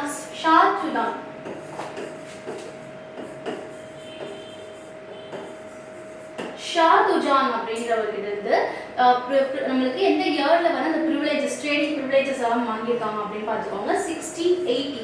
1680 ஓகே. ஸோ அதுக்கப்புறம் பார்த்தீங்கன்னா உங்களுக்கு 1690ல தான் உங்களுக்கு ஒரு பிளேஸ் சுதாநிதி. ஸோ இந்த பிளேஸ்ல வந்து உங்களுக்கு கம்பெனி வந்து ஸ்டார்ட் பண்ணியிருப்பாங்க. நம்மளோட கம்பெனியோட ஃபர்ஸ்ட் ஃபேக்டரிஸ் வந்து நம்ம ஸ்டார்ட் பண்ணியிருப்பாங்க. ஸோ இதெல்லாம் வந்து பின்னாடி உங்களுக்கு என்ன ஆகும், கல்கட்டா. ஸோ கல்கட்டான்ற அப்படி ஒரு விஷயம் வந்து ஒரு 3 வில்லேஜ்கள் சேர்ந்தது தான் கல்கட்டான்னு வரும் சரியா. ஸோ நம்ம அப்கமிங்ல பார்க்க போகிறோம். ஸோ 1696ல பாருங்க இந்த இடத்துல ஒரு ஃபோர்ட் வந்து கட்டுறாங்க. அப்புறம் அந்த ஏரியாவை வந்து கைப்பற்றிட்டாங்க. அந்த இடத்துல ஒரு ஃபோர்ட்டும் கட்டுறாங்க. பின்னாடி தான் அந்த ஃபோர்ட் வந்து உங்களுக்கு வில்லியம் ஃபோர்ட்டா வந்து மாறுது ஓகேங்களா. 1776ல வந்து அது வந்து வில்லியம் ஃபோர்ட்டா, 1770ல வந்து வில்லியம் ஃபோர்ட்டா வந்து உங்களுக்கு மாறும். ஸோ இந்த 1696ல தான் அந்த வந்து ஒரு ஃபோர்ட் கட்டப்பட்டுச்சுன்னு நம்ம வச்சுக்கோங்க. ஸோ 1698ல வந்து பார்த்தீங்கன்னா ஒரு 3 வில்லேஜருக்கு ஜமீன்தாரி ரைட்ஸ் வந்து பெறப்பட்டிருக்காங்க ஓகேவா. ஸோ 3 வில்லேஜஸ் அது என்னன்னு பார்த்தீங்கன்னா சுல்தானிதி, கோவிந்தபூர் இங்க இருக்கு பாருங்க, அண்ட் காலிகட்டா அண்ட் சுல்தானிதி. ஸோ இந்த 3 பிளேஸ் தான் வந்து ஜமீன்தாரி ரைட்ஸ் வந்து அவங்களுக்கு போயிருக்கும். ஸோ அது மூலமா என்ன பண்ணுவாங்க, ஸோ ஈஸ்ட் இந்தியா கம்பெனி வந்து ஆண்டுதோறும் 1200 rupees வந்து உங்களுக்கு கொடுத்துட்டு இருப்பாங்க. ஸோ ஒரு வீக். ஓகேவா? ஸோ இந்த 3 வில்லேஜ் சேர்ந்து தான் கல்கட்டா அப்படின்ற ஒரு விஷயமா உங்களுக்கு ஒரு ஊர் வந்து கல்கட்டா. இந்த 3 வில்லேஜ் சேர்ந்து தான் நம்ம இப்போ கல்கட்டா அப்படின்னு வந்து பின்னாடி உங்களுக்கு மாறும். ஸோ நம்ம ஆல்ரெடி சொன்னோமா 1770ல பார்த்தீங்கன்னா வில்லியம் ஃபோர்ட் அப்படின்றது இருக்கும். ஸோ இது வந்து ஒரு இம்பார்ட்டண்ட்டாக வந்து அவங்களுக்கு ஒரு ஹெட் குவார்ட்டர்ஸ் தலைமை மையமாகவே வந்து இருந்தது. ஓகேங்களா? ஸோ ஒரு இம்பார்ட்டண்ட்டான ஒரு தலைமை மையமாக வந்து வில்லியம் ஃபோர்ட் வந்து இருந்துச்சு. ஸோ இதுதான் வந்து நம்மளுக்கு இந்த 3 ப்ராவின்சஸ் எப்படி வந்து நம்மளுக்கு இருந்துச்சு அப்படின்னு நம்ம எப்படி உருவாச்சு, அவங்க கிட்ட எப்படி வந்து சேர்ந்துச்சு அப்படின்னு நம்ம பார்த்தோம். ஓகேங்களா? ஸோ அதுக்கப்புறம் உங்களுக்கு இந்த போர் பற்றி நம்ம நெக்ஸ்ட் வீடியோஸில் வந்து நம்ம ஜஸ்ட் வந்து போர் மட்டும் என்ன போர் மட்டும் தெரிஞ்சுக்கோங்க. டீட்டெயிலாக நம்ம வந்து அப்புறமா பார்க்கலாம். ஸோ 1757 வந்து பிளாசி போர் நடக்கும். 1764 வந்து பக்சார் போர் நடக்கும். இது 2 போருமே இயர் வந்து இம்பார்ட்டன்ட். நிறைய வாட்டி ப்ரீவியஸில் கேள்வி கொஸ்டின். நெக்ஸ்ட் நம்ம Danish. Okay, Denmark. So Denmark Danish East India company அப்படின்றது. Okay, so Danish East India company யார்கிட்ட இருந்து இந்த பெர்மிஷனை வந்து வாங்கியிருப்பாங்க, யார் பெர்மிஷன் கொடுத்துருப்பாரு, எந்த இயர் அப்படின்னு, எந்த மன்னர் அப்படின்னு பார்த்தீங்கன்னா டென்மார்க்கோட மன்னர் 4ஆம் கிறிஸ்டினா. ஓகே, ஸோ டென்மார்க்கோட கிங் வந்து கிறிஸ்டினா 4 அப்படின்றவர் தான் வந்து உங்களுக்கு டேனிஷ் ஈஸ்ட் இந்தியா கம்பெனி அப்படின்ற ஒன்று ஆரம்பிக்க ஸ்டார்ட் பண்ணலாம் அப்படின்னு சொல்லிட்டு பெர்மிஷன் கொடுத்துருக்காங்க. கிளியரா? ஸோ அறிவிப்பை வந்து வெளியிட்டார் அப்படின்னு பார்க்குறோம். ஸோ 1616ல தான் இவங்க ஃபர்ஸ்ட் கம்பெனியை ஸ்டார்ட் பண்ணுறாங்க. டேனிஷ் கிழக்கிந்திய கம்பெனி அப்படின்றது ஸ்டார்ட் பண்ணது எப்போன்னு பார்த்தீங்கன்னா 1616 அப்படின்றது மார்ச் 17. ஸோ 1617 ஈஸி ஞாபகம் வச்சுக்கலாம். ஸோ டேட்டோட வரும்போது ஸோ 1616ல March 17 Danish East India company வந்து உங்களுக்கு ஸ்டார்ட் ஆகிடும். நெக்ஸ்ட் இந்த டேனிஷில் பார்த்தீங்கன்னா இங்கே வந்து 2 பிளேஸ் ரொம்ப இம்பார்ட்டன்ட் அப்படின்னு பார்க்குறோம். ஓகே, ஒன்று வந்து தரங்கம்பாடி, ஒன்று வந்து சிராம்பூர். இந்த 2 பிளேஸுமே ரொம்ப இம்பார்ட்டன்ட். எந்த இயர் அப்படின்றது ரொம்ப ரொம்ப இம்பார்ட்டன்ட். 1620ல பார்த்தீங்கன்னா தரங்கம்பாடி. 1676 பார்த்தீங்கன்னா உங்களுக்கு சிராம்பூர். ஸோ இது வந்து தமிழ்நாட்டில் தரங்கம்பாடி. ஓகேவா? பெங்காலில் பார்த்தீங்கன்னா சிராம்பூர். ரெண்டுமே இம்பார்ட்டன்ட். ஸோ சிராம்பூரை தான் வந்து தலைமை மையமாக வச்சிருப்பாங்க. ஓகே, ஸோ ஹெட் குவார்ட்டர்ஸாக பார்த்தீங்கன்னா சிராம்பூர் தான் வச்சிருப்பாங்க. கிளியர்? ஸோ இந்த 2 பிளேஸுமே இம்பார்ட்டன்ட். இயர் வந்து ரொம்ப இம்பார்ட்டன்ட். 1620 வந்து உங்களுக்கு தரங்கம்பாடி, 1676 வந்து பார்த்தீங்கன்னா சிராம்பூர் அப்படின்னு நம்ம வச்சுக்கோ. நெக்ஸ்ட் நம்ம என்ன பார்க்க போறோம்னா 1845ல என்னன்னா அவங்க எல்லாத்தையுமே பார்த்தீங்கன்னா இந்தியாவில் தங்கள் குடியேற்றங்களை எல்லா செட்டில்மெண்ட்ஸையுமே வந்து பிரிட்டிஷ்காரங்க கிட்ட வந்து சோல்ட் அவுட் பண்ணிட்டு போறாங்க. ஓகே, எல்லா செட்டில்மெண்ட்டையும் பிரிட்டிஷ்காரங்க கிட்ட சோல்ட் அவுட் பண்ணிடுறாங்க. யாரு? டேனிஷ். ஓகேங்களா? டேனிஷ். நெக்ஸ்ட் பாத்தீங்கன்னா டேனிஷ்காரர்கள் தரங்கம்பாடியை எப்படி வந்து கூப்பிடுறாங்க அப்படின்னு பாருங்க. தரங்கம்பாடியை நம்ம வந்து இங்கிலீஷ்ல பாத்தீங்கன்னா டிரான்ஸ்கியூபர் அப்படின்னு. ஓகேங்களா? இதுதான் நம்ம தமிழ்ல தரங்கம்பாடி அப்படின்னு சொல்றோம். சரியா? இதை வந்து டேனிஷ்காரர்கள் எப்படி வந்து கூப்பிடுறாங்கன்னு பாத்தீங்கன்னா டேன்ஸ்பர்க். சரியா? ஸோ இப்படிதான் வந்து அவங்க கூப்பிடுறாங்க. இது வந்து ஸ்கூல் புக்ல ஒரு பாக்ஸ் கண்டென்ட், அதனால பார்த்துக்கோங்க. ஸோ நெக்ஸ்ட் வந்து பாருங்க, டென்மார்க்கோட அரசர் பார்த்துருந்தோம் இல்லையா? ஸோ டென்மார்க்கோட அரசர் வந்து இந்தியாவுக்கு ஒருத்தரை அனுப்புறாரு. அவர் யாருன்னு பாத்தீங்கன்னா சீகன் பால்கை வந்து இந்தியாவுக்கு அனுப்புறாங்க அப்படின்னு பாக்குறோம். ஸோ இவர் வந்து இங்க என்ன பண்றாருன்னா தரங்கம்பாடியில ஒரு பிரிண்டிங் பிரஸ்ஸை வந்து நிறுவுறாரு. ஓகேங்களா? ஸோ தரங்கம்பாடியில ஒரு பிரிண்டிங் பிரஸ்ஸை செட்டில் பண்றாரு.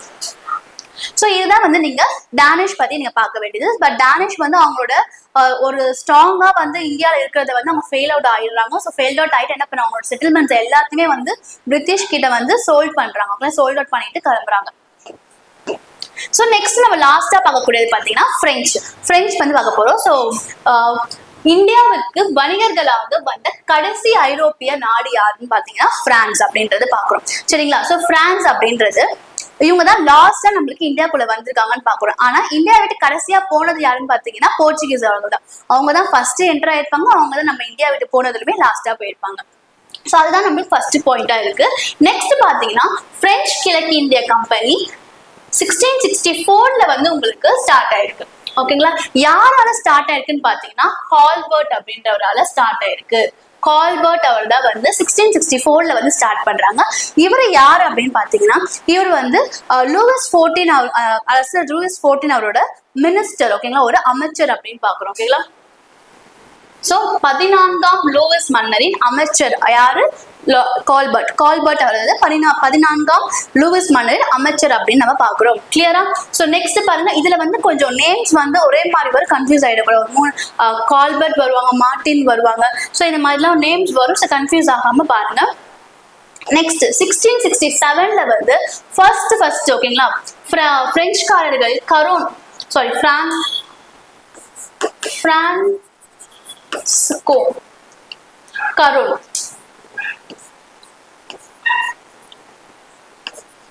பிரான்ஸ்காயஸ் கரோன் அவங்க தலைமையில ஒரு பிரெஞ்சு எக்ஸ்பெடிஷன், ஓகேங்களா, ஒரு பயணம் வந்து பிரான்ஸ்ல இருந்து இந்தியாவுக்கு வருது. ஓகேங்களா, ஸோ நம்மளுக்கு 1664ல தான் வந்து பிரெஞ்சு ஈஸ்ட் இந்தியா கம்பெனி அப்படின்றது ஸ்டார்ட் ஆகுது. 1667ல வந்து ஒரு பிரெஞ்சு பயணம் வந்து இந்தியாவுக்கு வர்றாங்க. ஓகேங்களா, ஸோ அது யார் தலைமையில அப்படின்னு பார்க்கும்போது கரோன் தலைமையில். ஸோ ஸ்டார்ட் பண்ணது யாரு உங்களுக்கு? நம்ம யார் பார்த்தோம்? நம்மளுக்கு இங்க கால்பர்ட் பார்த்தோம். ஓகேங்களா, ஸோ ரெண்டுமே ஒரு சிசின்னு ஸ்டார்ட் ஆகும். ஸோ கால்பர்ட், இங்க வந்து கரோன். ஸோ ரெண்டுத்துக்கும் டிஃபரன்ஸ் பார்த்துக்கணும். நம்மளுக்கு French East India company start பண்ணதான் அவர் யாரோட மினிஸ்டர்னு பார்த்துக்கணும். இங்க வந்து அந்த பயணம் வந்து யார் தலைமையில நடந்துச்சுன்னு பார்த்தீங்கன்னா கரோன். ஸோ கரோன் வந்து வந்த உடனே 1667ல என்ன பண்றாருன்னா, ஃபர்ஸ்ட் ஃபேக்டரி வந்து பிரெஞ்சோட ஃபர்ஸ்ட் ஃபேக்டரி வந்து ஸ்டார்ட் பண்றாரு. எங்க ஸ்டார்ட் பண்றாரு பார்த்தீங்கன்னா சூரத்ல வந்து அவரோட ஃபர்ஸ்ட் ஃபேக்டரி வந்து ஸ்டார்ட் பண்றாங்க. செகண்ட் ஃபேக்டரி வந்து பாத்தீங்கன்னா 1669ல வந்து மசூலிப்பட்டினத்துல ஸ்டார்ட் பண்றாரு. அதை யார் ஸ்டார்ட் பண்றான்னு பாத்தீங்கன்னா மர்காரா. ஓகேங்களா, ஸோ ஃபர்ஸ்ட் ஸ்டார்ட் பண்றவரு கரோன் வந்து ஸ்டார்ட் பண்றாரு. செகண்ட் மசூலிப்பட்டினத்துல ஃபேக்டரி யார் ஸ்டார்ட் பண்ணு பாத்தீங்கன்னா மர்காரா அப்படின்றவரு ஸ்டார்ட் பண்றாரு. நெக்ஸ்ட் பாருங்க, உங்களுக்கு 1673க்கு வருவோம் நம்ம. இப்போ 1673ல பாத்தீங்கன்னா உங்களுக்கு பிஜப்பூரை ஆட்சியாளரான ஷேர்கான் லோடி, ஓகேங்களா, ஸோ பிஜப்பூரை ஆட்சி புரிந்த ஷேர்கான் லோடி அவர்கள் கிட்ட இருந்து பாண்டிச்சேரியை வாங்கியிருப்பாங்க. ஸோ அவங்க கிட்ட இருந்து வாங்கி பிரெஞ்சுக்காரங்க என்ன பண்ணாங்க, பாண்டிச்சேரின்னு ஒரு இதை வந்து செட்டில்மெண்ட் ஆஃப் பாண்டிச்சேரி அப்படி யார் ஃபவுண்ட் பண்றாரு அப்படின்னு பாத்தீங்கன்னா உங்களுக்கு மார்டின் அப்படின்றவர் ஸ்டார்ட் பண்ணியிருப்பாரு. ஓகேங்களா, ஸோ இங்க இருக்கு மார்டின். ஓகேங்களா, ஸோ மார்டின் அப்படி யார்கிட்ட இருந்து வாங்கி அப்படின்னு பார்க்கும்போது நம்ம யாரை சொல்லுவோம்? ஷேர்கான் லோடி. அவர் எந்த நாட்டை? பிஜப்பூரை ஆட்சி புரிந்தவர். சரிங்களா, ஸோ இதுதான் கிளியரா இருக்கணும் நம்மளுக்கு. நம்ம ஸ்டார்டிங் வந்து பார்க்கும்போது யாரெல்லாம் பார்க்குறோம் நேம்ஸ் வந்து மறக்காம பாருங்க. கரோன், மார்டின், அதுக்கப்புறம் லூயிஸ் 14 அவர் பார்த்துருந்தோம், கரோன் பார்த்தோம். ஸோ இதெல்லாம் நேம்ஸ் வந்து நமக்கு வச்சுக்கோங்க. சரிங்களா, நெக்ஸ்ட் கால்பர்ட் பார்த்தோம். ஸோ நேம்ஸ் மறக்காதீங்க. நெக்ஸ்ட் பாருங்க பாண்டிச்சேரி. நெக்ஸ்ட் வந்து 1673ல தான் இவங்க என்ன பண்றாங்க, பாண்டிச்சேரின்னு ஒரு ஊரை வந்து ரெடி பண்றாங்க இல்லையா, செட்டில்மெண்ட் பண்றாங்க, அந்த விஷயத்த வந்து உருவாக்குறாங்க அப்படின்னு பார்த்துட்டோம். ஸோ அப்ப அந்த இடத்துல ஒரு கோட்டையை கட்டுறாங்க. ஸோ அந்த கோட்டை தான் லூயிஸ் ஃபோர்ட் அப்படின்னு சொல்லுவாங்க. செட் லூயிஸ் ஃபோர்ட் எங்க இருக்குன்னா பாண்டிச்சேரியில இருக்கு அப்படின்னு பார்க்குறோம். ஸோ அதுவும் ஞாபகம் வச்சுக்கோங்க. Okay, so saint Louis fort, Louis கோட்டை. ஓகேங்களா, பாண்டிச்சேரி. ஸோ எந்தெந்த ஃபோர்ட் எங்கெங்க இருக்குன்னு அப்படின்னு முக்கியம். அதே மாதிரி டேவிட் ஃபோர்ட்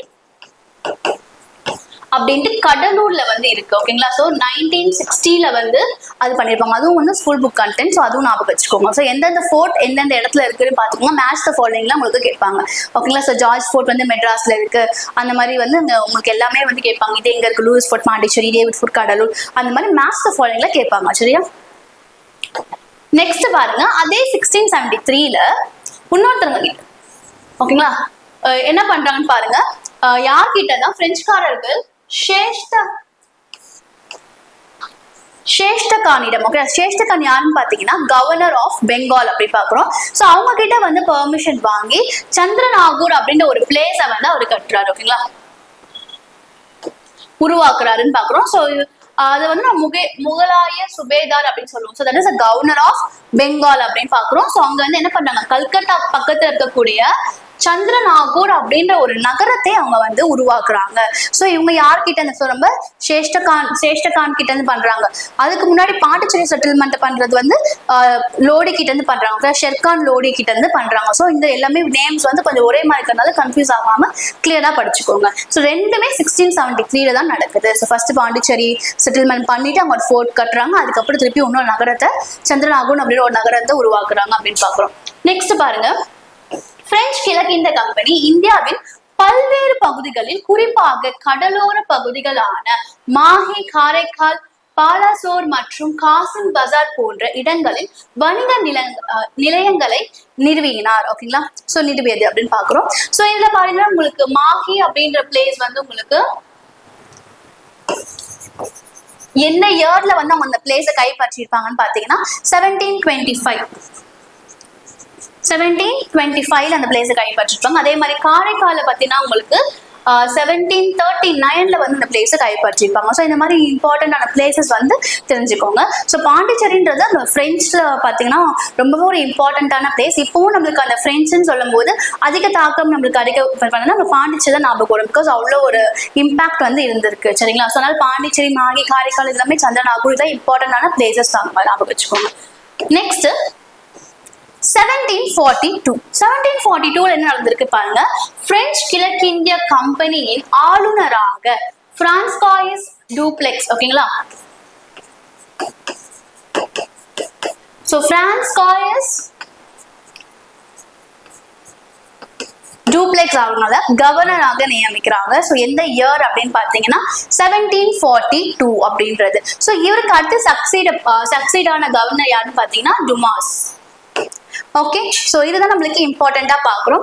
இதுக்கப்புறம் பார்த்தீங்கன்னா உங்களுக்கு 1731 பார்த்தீங்கன்னா ஸ்வீடிஷ் கிழக்கிந்திய கம்பெனி அப்படின்ட்டு இருக்கு. ஓகேங்களா, ஸ்வீடிஷ் ஈஸ்ட் இந்தியா கம்பெனி அப்படின்னு சொல்லிட்டு ஒன்று ஃபார்ம் ஆயிருக்கு. பட் இது வந்து இது வந்து யூரோப்பியன்ஸ்க்கு ரிலேட்டடாக கிடையாது. இது எதுக்காகனா இந்த ஸ்கூல் புக்ல வந்து உங்களுக்கு ஒரு இம்பார்ட்டண்டா பாக்ஸ் கொடுத்துருக்காங்க. என்ன ரிலேட்டடா வருதுன்னா இவங்க வந்து யாரை இன்ஸ்பயர் ஆகி இவங்களும் இந்த மாதிரி ஒரு கிழக்கிந்திய கம்பெனின்னு ஒன்று ஸ்டார்ட் பண்ணாங்கன்னு பார்த்தீங்கன்னா British East India and Dutch. இவங்களோட சக்சஸை பார்த்து இவங்க இன்ஸ்பயர் ஆகி இவங்களும் நம்மளோட ட்ரேடிங் பர்பஸ்க்காக நாமளும் ஒரு கம்பெனியை ஸ்டார்ட் பண்ணணும் அப்படின்னு சொல்லிட்டு தான் ஸ்வீடன்ல வந்து ஸ்வீடிஷ் ஈஸ்ட் இந்தியா கம்பெனி அப்படின்னு சொல்லிட்டு ஒன்று ஸ்டார்ட் பண்ணியிருக்காங்க. ஓகேங்களா, ஸோ அது எந்த பிளேஸ் பார்த்தீங்கன்னா கோதன்பர்க். ஓகே, சோ எந்த இயர் பாத்தீங்கன்னா 1731 கோதன்பர்க். சோ அதனால எந்த பிளேஸ் பாத்துக்கோங்க, அது என்னது ஸ்வீடிஷ் ஈஸ்ட் இந்தியா கம்பெனி. யாரை இன்ஸ்பயர் ஆகி பண்றாங்கன்னா பிரிட்டிஷ் அண்ட் டச்சோட ஈஸ்ட் இந்தியா கம்பெனியோட சக்சஸ்ல இன்ஸ்பயர் ஆகி தான் இவங்க இதை ஃபார்ம் பண்ணியிருக்காங்க அப்படின்னு பாக்குறோம். சோ கிளியரா? ஸோ இதுதான் வந்து உங்களுக்கு பார்த்தீங்கன்னா எப்படி வந்து உங்களுக்கு வந்திருக்காங்க அப்படின்னு பார்த்தோம் நம்ம இல்லையா. ஸோ அதே மாதிரி பார்த்தீங்கன்னா உங்களுக்கு யூரோப்பியன்ஸ் வந்து ஸ்டார்ட் ஃப்ரம் யாரெல்லாம் ஃபர்ஸ்ட் வந்து போர்ச்சுகீஸ் வராங்க. ஃபர்ஸ்ட் யார் வராங்க? போர்ச்சுகீஸ் வராங்க. அதுக்கப்புறமேட்டு டச்காரர்கள் வராங்க, பிரிட்டிஷ் வராங்க, இங்கிலீஷ் வச்சுக்கோங்க, இங்கிலீஷ், நெக்ஸ்ட் டேனிஷ், அதுக்கப்புறம் தான் ஃப்ரெஞ்ச். ஓகேங்களா, ஸோ கொஞ்சம் பிடிஎஃப் மாதிரி இருக்கு இல்லையா. ஸோ இந்த இ மட்டும் இங்கே ஜாயின் பண்ணிக்கோங்க. பிடிஇஎஃப் இந்த டி நடுவில் மட்டும் கொஞ்சம் ஞாபகம் வச்சுக்கோங்க. ஸோ இது வந்து எக்ஸாமில் வந்து ஆர்டர் பண்ண சொல்லி கேட்பாங்க. ஸோ அதே மாதிரி எப்போ கம்பெனி ஸ்டார்ட் பண்ணாங்க அப்படின்றது. ஓகே, இந்த விஷயங்கள்லாம் நம்மளுக்கு எப்படி தெரியுது? ஓகேங்களா, ஸோ இவங்க தான் ஃபஸ்ட்டு வந்தாங்க, இவங்க தான் செகண்ட் வந்தாங்கன்னு அப்படி எந்த சோர்ஸ் படி நாம் தெரிஞ்சுக்கணும். எந்த சோர்ஸை வந்து பேஸ் பண்ணி நம்மளுக்கு இந்த ஸ்கூல் புக்லேயும் மற்ற சோர்ஸஸ் மெயின் சோர்ஸில் நம்மளுக்கு தராங்க. எங்கேருந்து இந்த சோர்ஸஸ்லாம் நமக்கு எங்கேருந்து ரெக்கார்ட்ஸ்லாம் இருக்குது அப்படின்னு பார்த்தீங்கன்னா நேஷனல் ஆர்ச்சிவ்ஸ் ஆஃப் இந்தியா,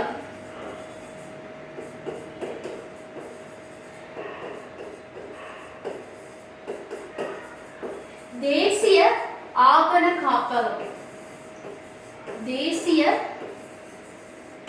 ஆவண காப்பகம். ஓகேவா, ஸோ இங்க இருந்து தான் இது வந்து பார்த்தீங்கன்னா ஒரு store house of the records அப்படின்னு நம்ம சொல்லுவோம். ஸோ இங்க இருந்து இது வந்து ஒரு நம்மளுக்கு ஏஷியாலே வந்து one of the largest store house அப்படின்னு நம்ம சொல்லுவோம். ஸோ இது வந்து எங்க இருக்கு பார்த்தீங்கன்னா டெல்லியில இருக்கு. ஓகேங்களா, ஸோ இதோட இங்க இருந்து தான் நம்மளுக்கு எல்லா ரெக்கார்ட்ஸ் மெயின் ரெக்கார்ட்ஸ் எல்லாம் டாக்குமெண்ட்ரி எல்லாமே வந்து அங்கேருந்து நம்மளுக்கு சோர்ஸ் வந்து எடுத்து நம்மளுக்கு எல்லாருக்குமே நம்மளுக்கு இப்போ சொல்கிறாங்க. ஸோ இது வந்து இதோட ஹிஸ்ட்ரி நம்மளுக்கு தெரிஞ்சுக்கணும். நம்ம இதை பற்றி படிக்கிறோம், பட் இது எங்கேருந்து எடுக்கப்பட்டுச்சு அப்படின்னு நமக்கு தெரியணும் இல்லையா? ஸோ அதனால தான் இந்த விஷயங்கள். ஸோ இது பார்த்தீங்கன்னா 1891 imperial record office, imperial record office, கிளியரா? இம்பீரியல் ரெக்கார்ட் ஆஃபீஸ் அப்படின்றது தான் 1891 வந்து கல்கட்டால வந்து இதை ஸ்டார்ட் பண்ணியிருப்பாங்க. இது வந்து ஒரு ஆங்கிலேயர்களால் ஸ்டார்ட் பண்ணப்பட்ட ஒரு நிறுவனம். ஓகேங்களா? ஸோ இம்பீரியல் ரெக்கார்ட் ஆஃபீஸ் கல்கட்டால ஸ்டார்ட் பண்ணியிருக்காங்க. ஓகேவா? ஸோ நெக்ஸ்ட் பார்த்தீங்கன்னா உங்களுக்கு 1911 ஓகேங்களா, 1911 இந்த பிளேஸை வந்து சேஞ்ச் பண்ணுறாங்க. கல்கட்டாலேருந்து டெல்லிக்கு மாற்றம் அடையுது. ஓகேங்களா? ஸோ 1911 நம்மளுக்குமே கேபிட்டல் சேஞ்ச் நடந்திருக்கும் இல்லையா? ஸோ அதை ஞாபகம் வச்சுக்கோங்க. ஸோ அதனால இங்கேயும் வந்து மெயினாக வந்து டெல்லிக்கு வந்து மாற்றம் அடையப்படுது இந்த பிளேஸ் அப்படிங்கிற இந்த ஆஃபீஸ். அடுத்து 1926 பார்த்தீங்கன்னா 1926 என்னன்னா ஒரு நியூ பில்டிங். ஓகேங்களா? ஸோ நியூ பில்டிங் வந்து கட்டுறாங்க. இந்த ஒரு இது ஆஃபீஸ்க்கு நியூ பில்டிங் கட்டுறாங்க அப்படின்னு பார்க்குறோம். ஸோ அதுக்கு அடுத்து பார்த்தீங்கன்னா 1948 விச் மீன்ஸ் ஆஃப்டர் இண்டிபெண்டன்ஸ். ஓகேங்களா? ஆங்கிலேயர்கள் வந்து வெளியேற்றம் ஆனதுக்கு அப்புறம் 1948 சுதந்திரத்துக்கு பின்னர். ஓகேங்களா?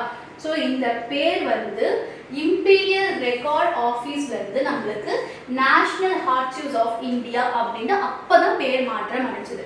ஸோ இதுக்கு ஃபர்ஸ்ட் ஸ்டார்டிங் வந்து இதோட ஒரிஜினாலிட்டி பேர் பார்த்தீங்கன்னா இம்பீரியல் ரெக்கார்ட் ஆஃபீஸ் 1891. அப்புறம் கல்கட்டால ஆரம்பிச்சிருந்தாங்க. அதுக்கப்புறம் டெல்லி 1911 மாறுபட்டது. அப்புறம் 1926 வந்து நியூ பில்டிங் கட்டப்படுது. அதுக்கப்புறமே சுதந்திரத்துக்கு பின்னர் 1948 பார்த்தீங்கன்னா உங்களுக்கு நேஷனல் ஆர்ச்சிவ்ஸ் ஆஃப் இந்தியா தேசிய ஆணவ காப்பகம் அப்படின்ற பேர் மாற்றம் அடையுது. இது வரைக்கும் கிளியரா இருக்கா? நெக்ஸ்ட் பார்த்தீங்கன்னா இது வந்து உங்களுக்கு 1949 வந்து தேசிய மியூசியம். ஓகேங்களா? ஸோ நேஷனல் மியூசியம் வந்து ஒன்று ஸ்டார்ட் பண்ணியிருப்பாங்க. ஓகேங்களா? ஸோ நேஷனல் மியூசியம் எங்கே ஸ்டார்ட் பண்ணியிருக்காங்கன்னா டெல்லியில் வந்து ஒரு நேஷனல் மியூசியம் வந்து 1949 வந்து ஸ்டார்ட் ஆகிருக்கு. இயரோட கண்டினியூட்டிக்காக இதை நான் இப்போ சொன்னேன். பிகாஸ் நம்ம 1948 இதை பார்த்தோமா, 1949 டெல்லியில் வந்து தேசிய அருங்காட்சியகம் ஒன்று வந்து ஸ்டார்ட் பண்ணியிருக்காங்கன்னு பார்க்குறோம். இன்னொரு விஷயம், இப்போ இந்த நேஷனல் ஆர்ச்சிவ்ஸ் ஆஃப் இந்தியா தேசிய ஆணவ காப்பகம் வந்து பொதுமக்கள் வந்து பொதுமக்கள் வந்து உள்ள போய் பார்க்கலான்ட்டு அனுமதிக்கிறாங்க. ஸோ அது எந்த வருஷம் அப்படின்னு பார்த்தீங்கன்னா 1998. ஓகேவா? ஸோ 1998 ஸோ அந்த டைம்ல உங்களுக்கு பிரசிடெண்டா இருந்தது யாரு அப்படின்னு பார்த்தீங்கன்னா கேஆர் நாராயணன் அவர்கள். ஸோ இது கிளியரா இருக்கா? ஸோ 1998 அப்படின்றது ஞாபகம் வச்சுக்கணும். ஸோ இதெல்லாம் தான் உங்களுக்கு இம்பார்ட்டண்ட்டான விஷயங்கள் நம்மளுக்கு அட்வென்ட் ஆஃப் யூரோப்பியன்ஸ்ல. அதை தாண்டி வேற என்ன இம்பார்ட்டன்ட் பார்த்தீங்கன்னா உங்களுக்கு ஆர்பிஐ வந்து உங்களுக்கு பார்த்தீங்கன்னா 1935 உங்களுக்கு ஸ்டார்ட் ஆயிருக்கும் இல்லையா? ஸோ 1938 பார்த்தீங்கன்னா உங்களுக்கு ஜார்ஜ் 6 ஓகேங்களா? ஸோ ஜார்ஜ் 6 அவர்களோட புகைப்படத்தை தான் முதல்ல வந்து அவங்க பிரிண்ட் பண்ணி வெளியிடப்பட்டிருப்பாங்க. ஸோ அது எந்த ஒரு நோட் பண்ண 5 rupees நோட். இந்த நோட்டில் தான் அவங்க வந்து ஃபர்ஸ்ட் ஸ்டார்ட் பண்ணியிருக்கோம். ஸோ அது எந்த கிங்கோட புகைப்படம் அப்படின்னு தெரியணும், என்ன நோட் அப்படின்னு சொல்லிட்டு அது பார்த்துக்கோங்க. ஸோ இது வந்து தான் உங்களுக்கு இம்பார்ட்டண்ட்டாக இருக்கும். ஓகே, ஸோ இதை தாண்டி நம்மளுக்கு என்ன இருக்குது அப்படின்னு பார்த்தீங்கன்னா தமிழ்நாட்டில், ஸோ இது வந்து டெல்லியில் நம்ம பார்த்தோம், இது வந்து நேஷனல் லெவலில் பார்த்தோம். தமிழ்நாட்டில் அப்படி ஒன்று இருக்கா அப்படின்னு பார்த்தீங்கன்னா இருக்கு. ஸோ தமிழ்நாட்டில் எங்கே இருக்குன்னு பார்த்தீங்கன்னா சென்னையில் இருக்கு. ஓகேங்களா? சென்னையில் இருக்கு தமிழ்நாடு ஆவண காப்பகம். ஸோ சென்னையில் தமிழ்நாடு ஆவண காப்பகம்.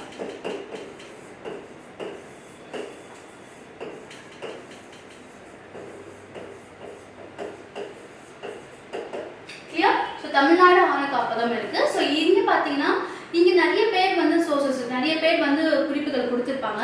குறிப்பாக ஒருத்தரோட குறிப்பு மட்டும் ரொம்ப அதிகமா இருக்கு. யாரோட குறிப்பு வந்து ரொம்ப அதிகமா இருக்கு அப்படி இருக்காங்கன்னா பாத்தீங்கன்னா ஆனந்தரங்கன்.